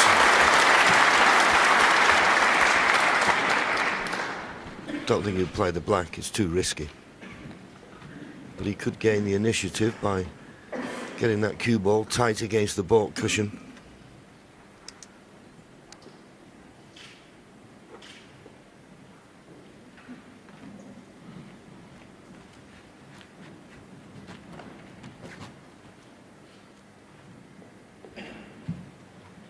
Yellow.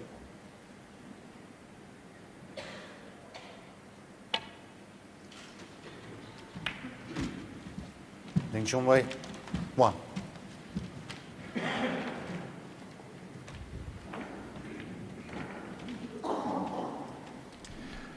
As you said, John, Ding has gained the initiative with that good long pot. The 2 reds are awkward to come back down the table that side.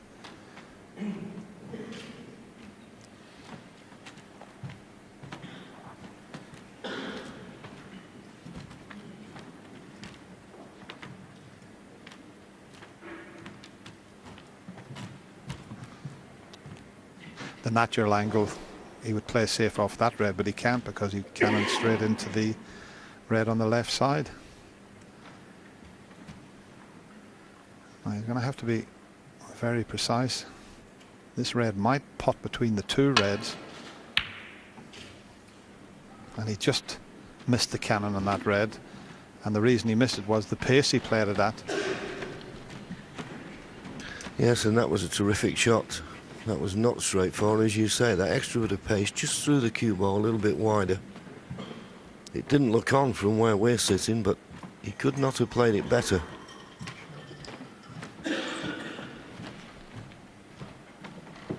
Just watch how much he missed that. You see the side he had on that just to miss that red.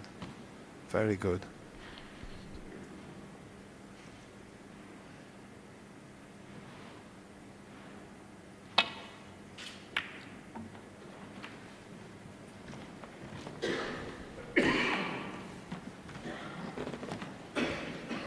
That's got the pink in the open now. There's a red on top of the pink, as indeed there is one on the blue.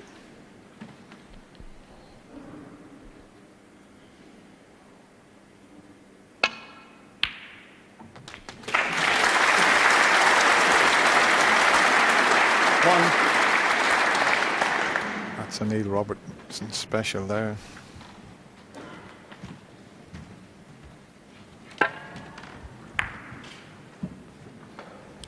Can he get in behind the yellow? Must be able to. Neil Robertson, 1.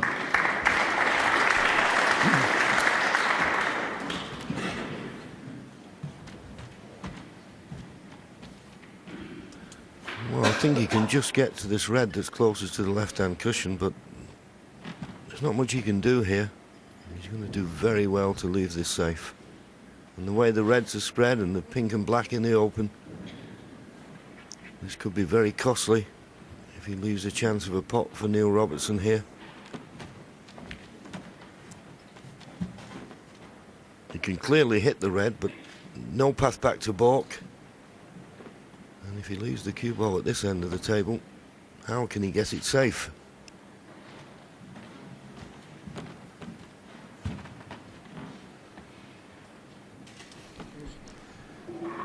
It's amazing. He's right in trouble again. There's no shot available to him. There's no other red he can come off a cushion and land on because they're open. There's only those two that are near a cushion. And if he rolls to that one, as you say, John, there's a couple of pots available. I can't see how he can get out of this. I really can't.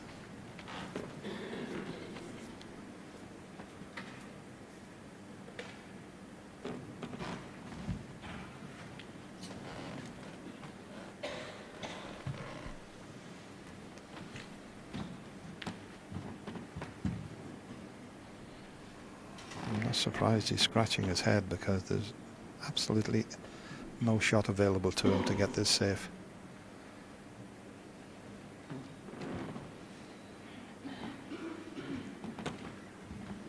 Not often you see the balls in this sort of situation. Yes, for all the skill that there is in snooker, and we witness it time and time again. Is this a case for the old it and hope? Very unfair, Willie Thorne, christening you John Hit and Hope Virgo when your nickname's John Mr. Perfection Virgo. It might be, though. Let's see. Well, he just doesn't know what to do here.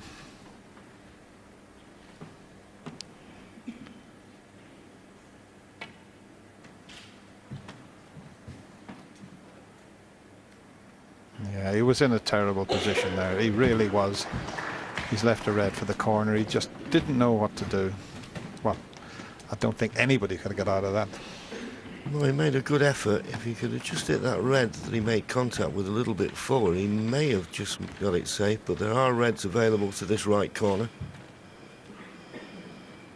So Ding Junhui can't do anything now, back in his seat, hoping that Neil Robertson won't make the most of this opportunity.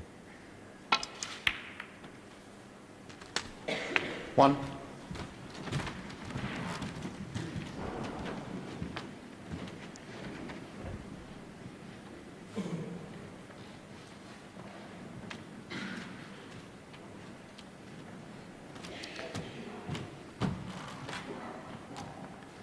There's one thing, the way Neil's playing, he's not doing anything careless, John. He's giving himself that little bit of extra time. He's weighing everything up.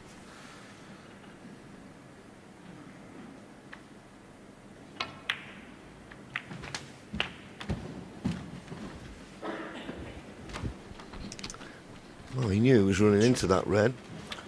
8. He knew he'd have this red in the middle of the table. The blue's tied up, so he'd be hoping he's on this red so he can play for the pink. Purposely played that cannon.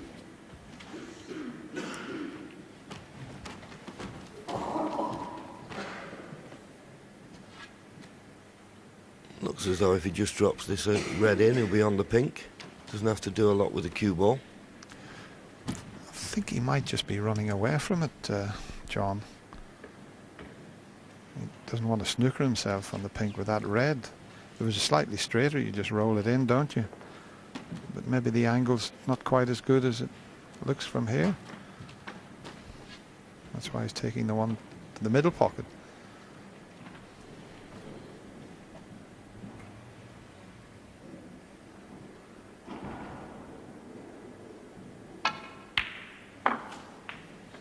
Nine.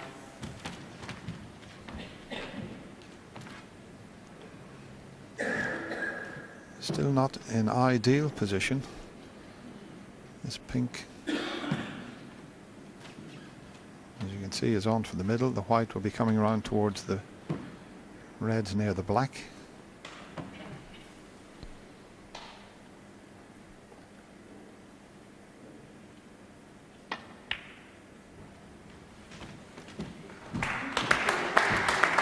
And it may have gone wrong. 15. Got the main part of the shot, that was the pot, but he probably needed a little bit more pace on that end of break.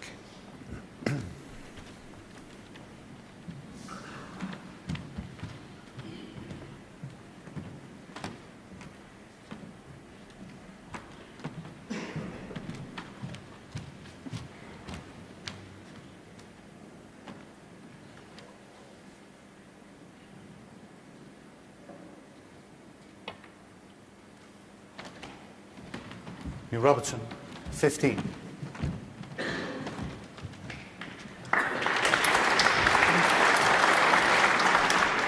Usually very fast and quick players, but look at the average shot time, 26-27.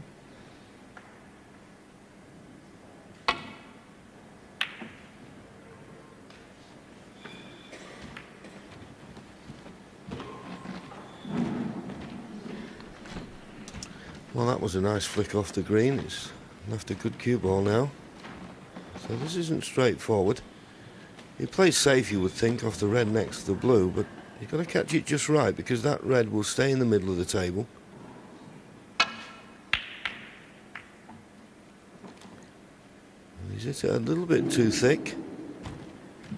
Just found the baulk line rather than the baulk cushion, so there's a chance of a pot here. You just feel with Ding Junhui at the moment, he needs to make something happen. It's all drifting away at the moment.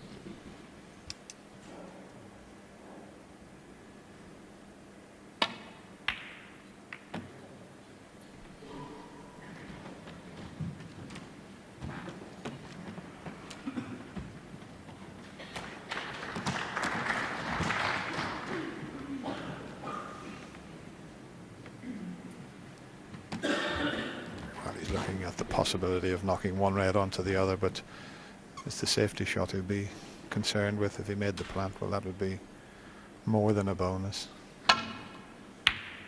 He hit it too thick. He's brought the red up. Is he going to get away with it? Is the brown going to come to his rescue? He'd be very lucky if it has. Well, I think he can get past the brown, and if the pink's available into the corner, there you clearly see you can get to the potting angle. This is the first chance that Ding's had for quite some time. Can he make the most of it? I think it's a must, Dennis, that he makes the most of it. Just for his own self-confidence.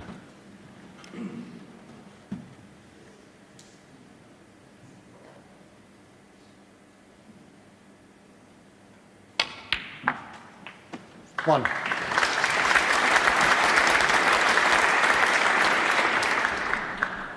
Choice of reds to play on. The one passes the blue. There's one in the left corner also.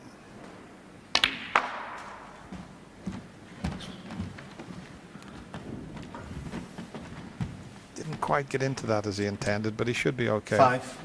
Yes, I'm certain he played for the red into the left corner. He's not stunned down far enough. He's on this red to the left middle, but straighter it'd have been okay, but he's got a little bit of work to do now with the cue ball.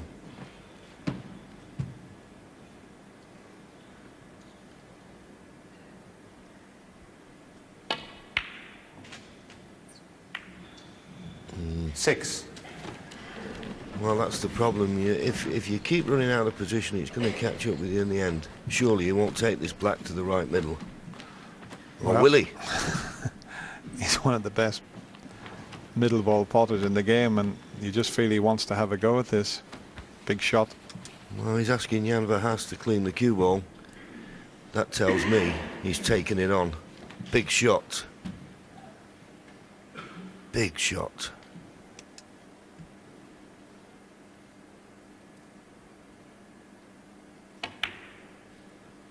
Looks good to me.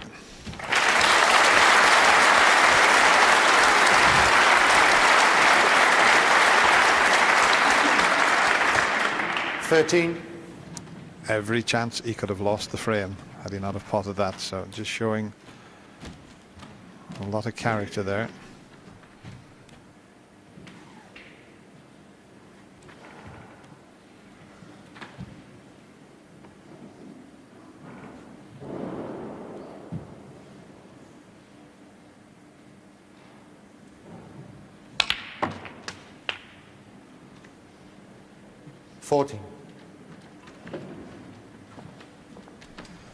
Played for the pink, but he was always going to have the blue if he didn't screw back far enough.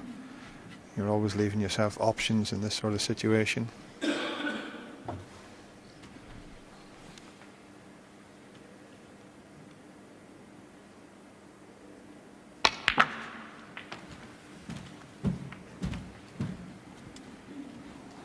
Well, it's turned out okay, but 19.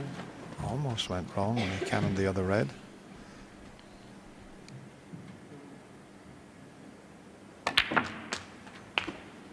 $20.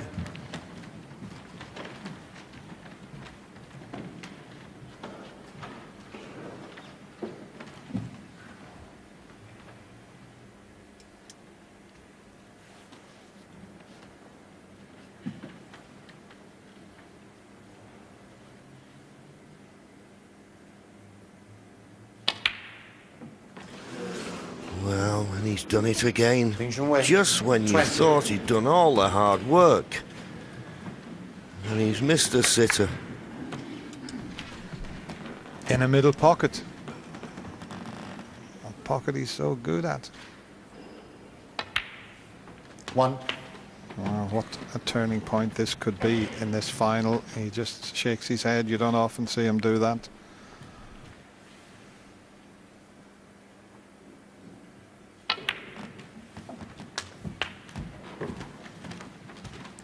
And with Neil being a left-hander, the reds 8. near the left side cushion are not all that bad.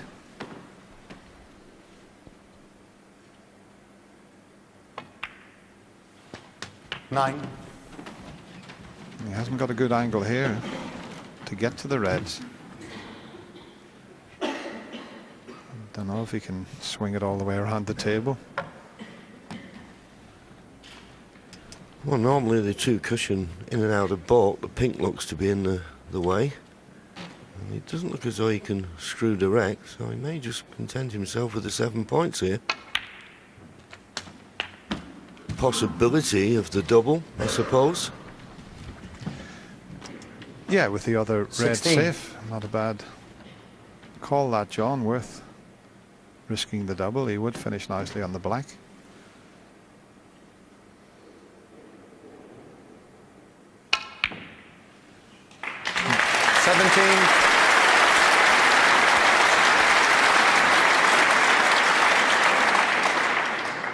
Well judged and perfectly on the black. He needs black and that difficult red. And as I say, with being a left-hander, the correct side of the table for him. 24. Having said that, he might now need the rest. Quick glance at the scoreboard. The red to go 30 points in front with only 27 remaining at full stretch. But it's there. 25. And another frame drifts away from Ding Junhui. Had his chance.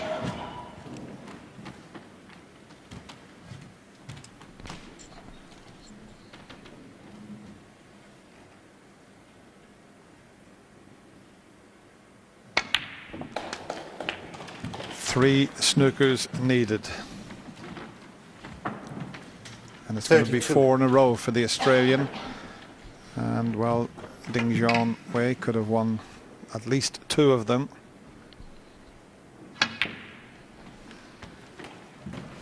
Excellent.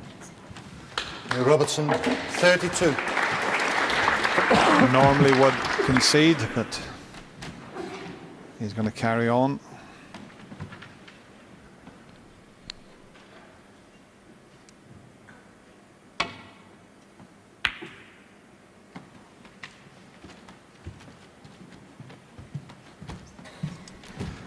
Yeah, we usually say 3 snookers required, but it's maybe at least 6 because Neil Robertson's going to hit some of them. Maybe Ding will concede now.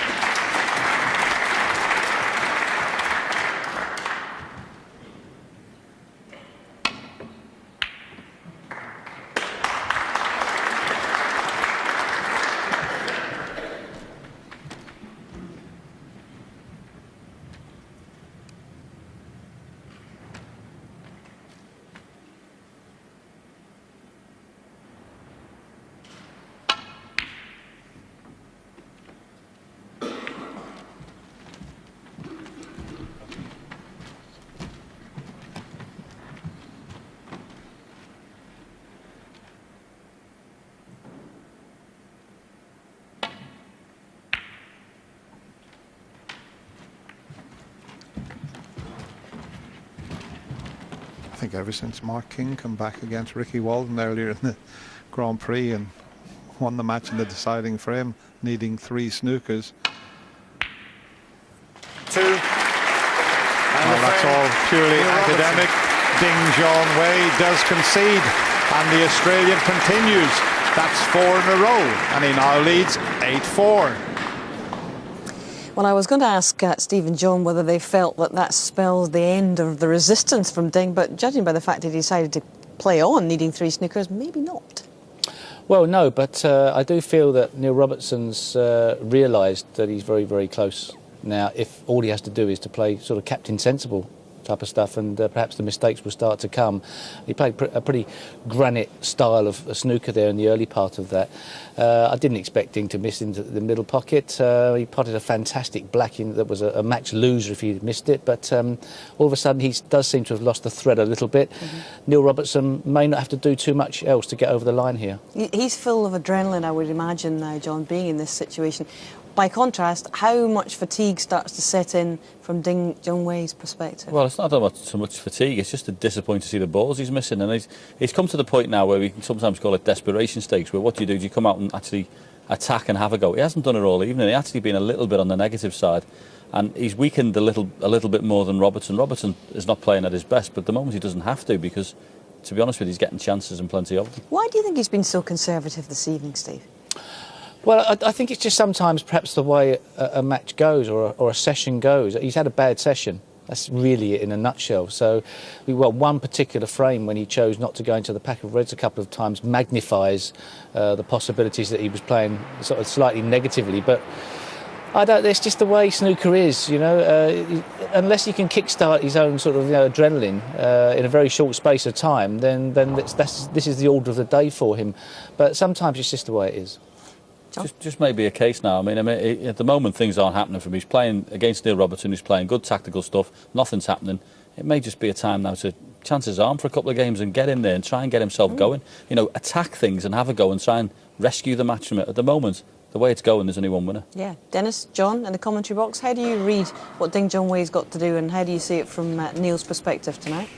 Well, to be honest with you, Hazel, I agree with John Parrott. I think now's the time. I thought it was a couple of frames ago that the time had come to use his strength, and he's a great potter, great break builder, and just put pressure on Neil Robertson, but he's been able to do that. And we've been saying for the last couple of seasons, Dennis, he's been disappointing.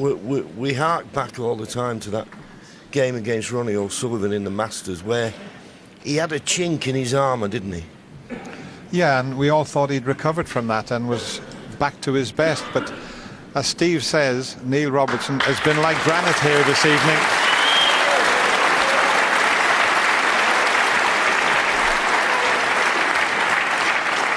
Thank you. Frame 13. Ding Junhui to break.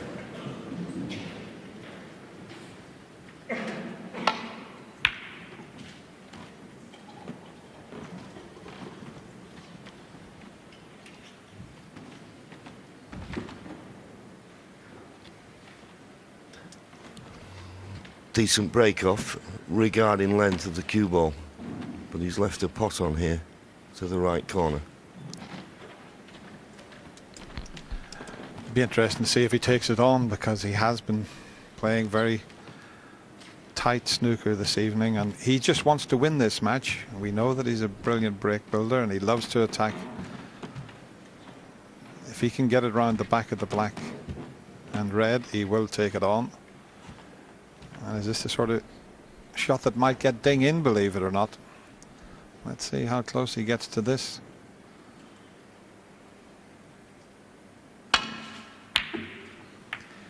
There you go.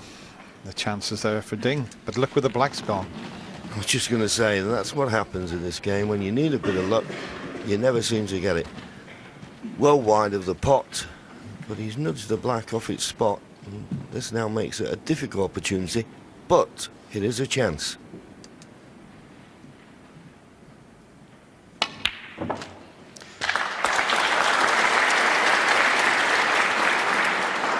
One. He may have to take the long blue on. The reason he's finished there, he didn't pot the red cleanly. No, he's not even looking at the blue, and he's continuing, you know, Junhui, 1. most of the time I've watched Ding, he would have got down and took the blue on and played for the red. A couple of reds that were available, but he's still playing tactical snooker, and it has to be said it's not quite working. Foul.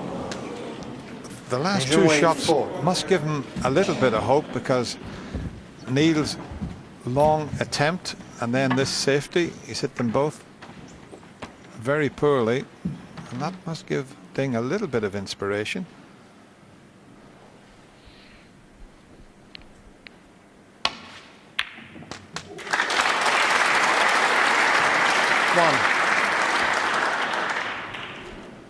That's okay. A couple of reds he can play on. And get on the one to the left of the pink. And if he gets on it in such a way, he can go into the pink and black maybe. I think he's lost his rhythm and timing at the moment, John. Yes, and it's a very, very lonely place when you're not cueing well. And that's not the first easy shot he's missed. You just want the ground to swallow you up when this starts to happen. Just making it easier now for Neil Robertson. 1. And there is always pressure on a player when he only needs one frame with the winning line in sight, but with Ding missing easy pots like he's doing, he's taking any pressure that might come completely off Neil Robertson.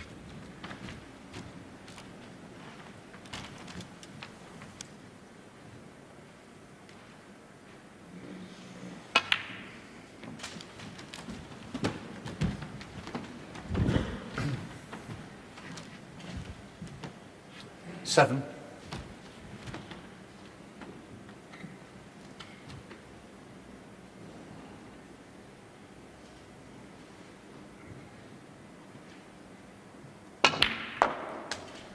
Eight. Played it well.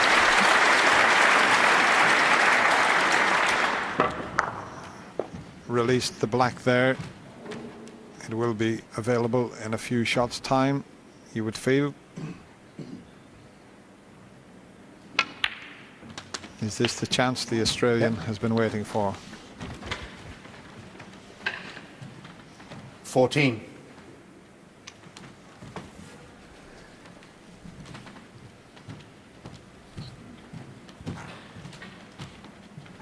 And when you think he only turned professional in 1998, every chance of taking his 4th world ranking title. Now that is some doing, isn't it, John? 15. Yes, a terrific potter, and got a good solid all-round game, and of course what he's also got is that Australian grit and determination. There was a lovely little piece about him talking about his childhood and that, and it was quite moving that. His parents divorced when he was a youngster. He didn't take the game up until 21. he was 14. Played a bit of pool with his dad back in Melbourne. 22. I mentioned the black would be available in a couple of shots' time. It will have to go up onto the green spot, but he won't bother about that.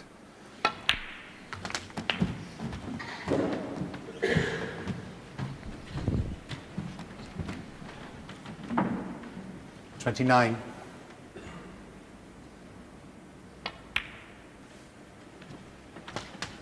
30. Well, that just wiped its feet a little bit. Neil was walking around, but I thought that was going to stay on the pocket there.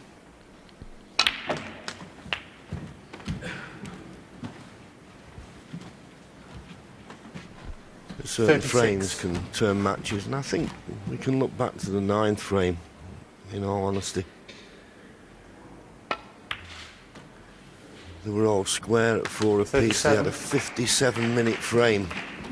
Could have gone either way. Both players had chances, and maybe that was the turning point. And I think you referred to it in the last frame, Dennis. It just seemed to take the edge off both players, but more so off Ding Junhui. But that's the nature of this game. It can't all be about potting and break building. Well, it hasn't worked out perfectly for him. The one will still pot in the middle, but will it when the pink goes back on its own spot? 43.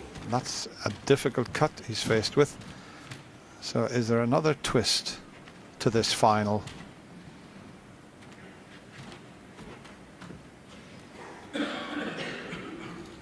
This is far from easy, and he's got to get round to leave himself on the pink.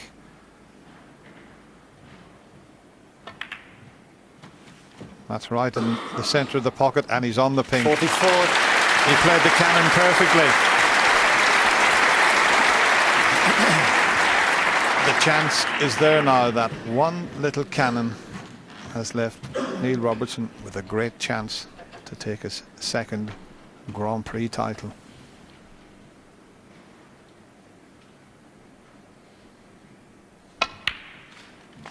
And Ding, he'll be very, very disappointed because he carries the flag for his country. 50. There'll be over 100 million people watching him back home, and that's a big pressure to carry. But if he goes on to lose, there's some of Ding's fans there. If he does go on to lose this frame and match, he still should be proud of his performance here in the Grand Prix, John. Oh yes, he's a great player. Just a question mark now though in my mind. When he first came on the scene, won the UK Championship, I thought there's a certain world champion. There's just something missing at the moment that just won't take him to that upper echelon of the game. He's always going to be a dangerous opponent, but 51. You can't miss easy balls at this level when you're in, and he's done that this evening. But Neil Robertson has taken advantage of everything, and of course during this match he made his 100th century break in tournament play. That's a milestone for any player. Well, it's not over just yet, but he's not many pots away from 57. securing this year's Grand Prix.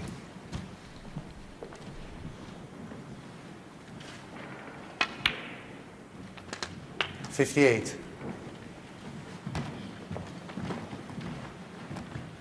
Just this pink and one more red. Mark Williams will take the highest break prize, a break of 142. He made it against Ding. It was the only frame he won. 64. Ding's already got his bow tie off. He's undoing his shirt. He knows that this is the end, but 65.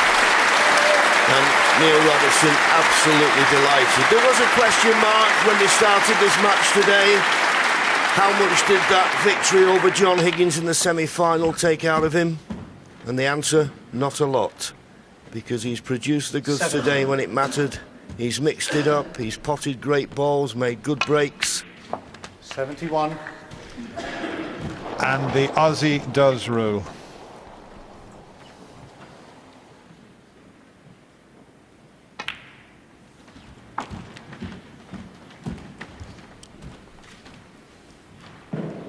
$74. 75. Wouldn't it be great if he finished with a century? It would be his 101st century break of his career. 81.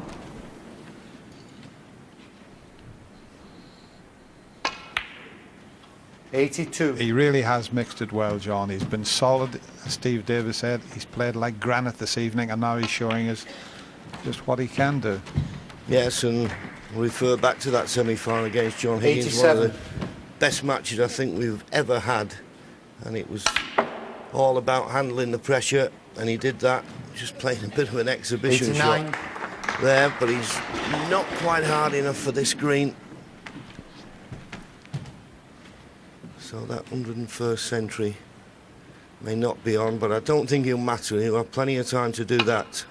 He missed it completely. but it won't matter. Neil Robertson from Melbourne, the Thunder from Down Under, beats Ding Junhui. Not a classic, but we will remember his performance in the semi-final against John Higgins. He'll remember the century breaks that made it 100s in tournament play. A tremendous performance. Look at the delight on his face. He beats the Chinese sensation Ding Junhui by 9 frames to 4. Well done.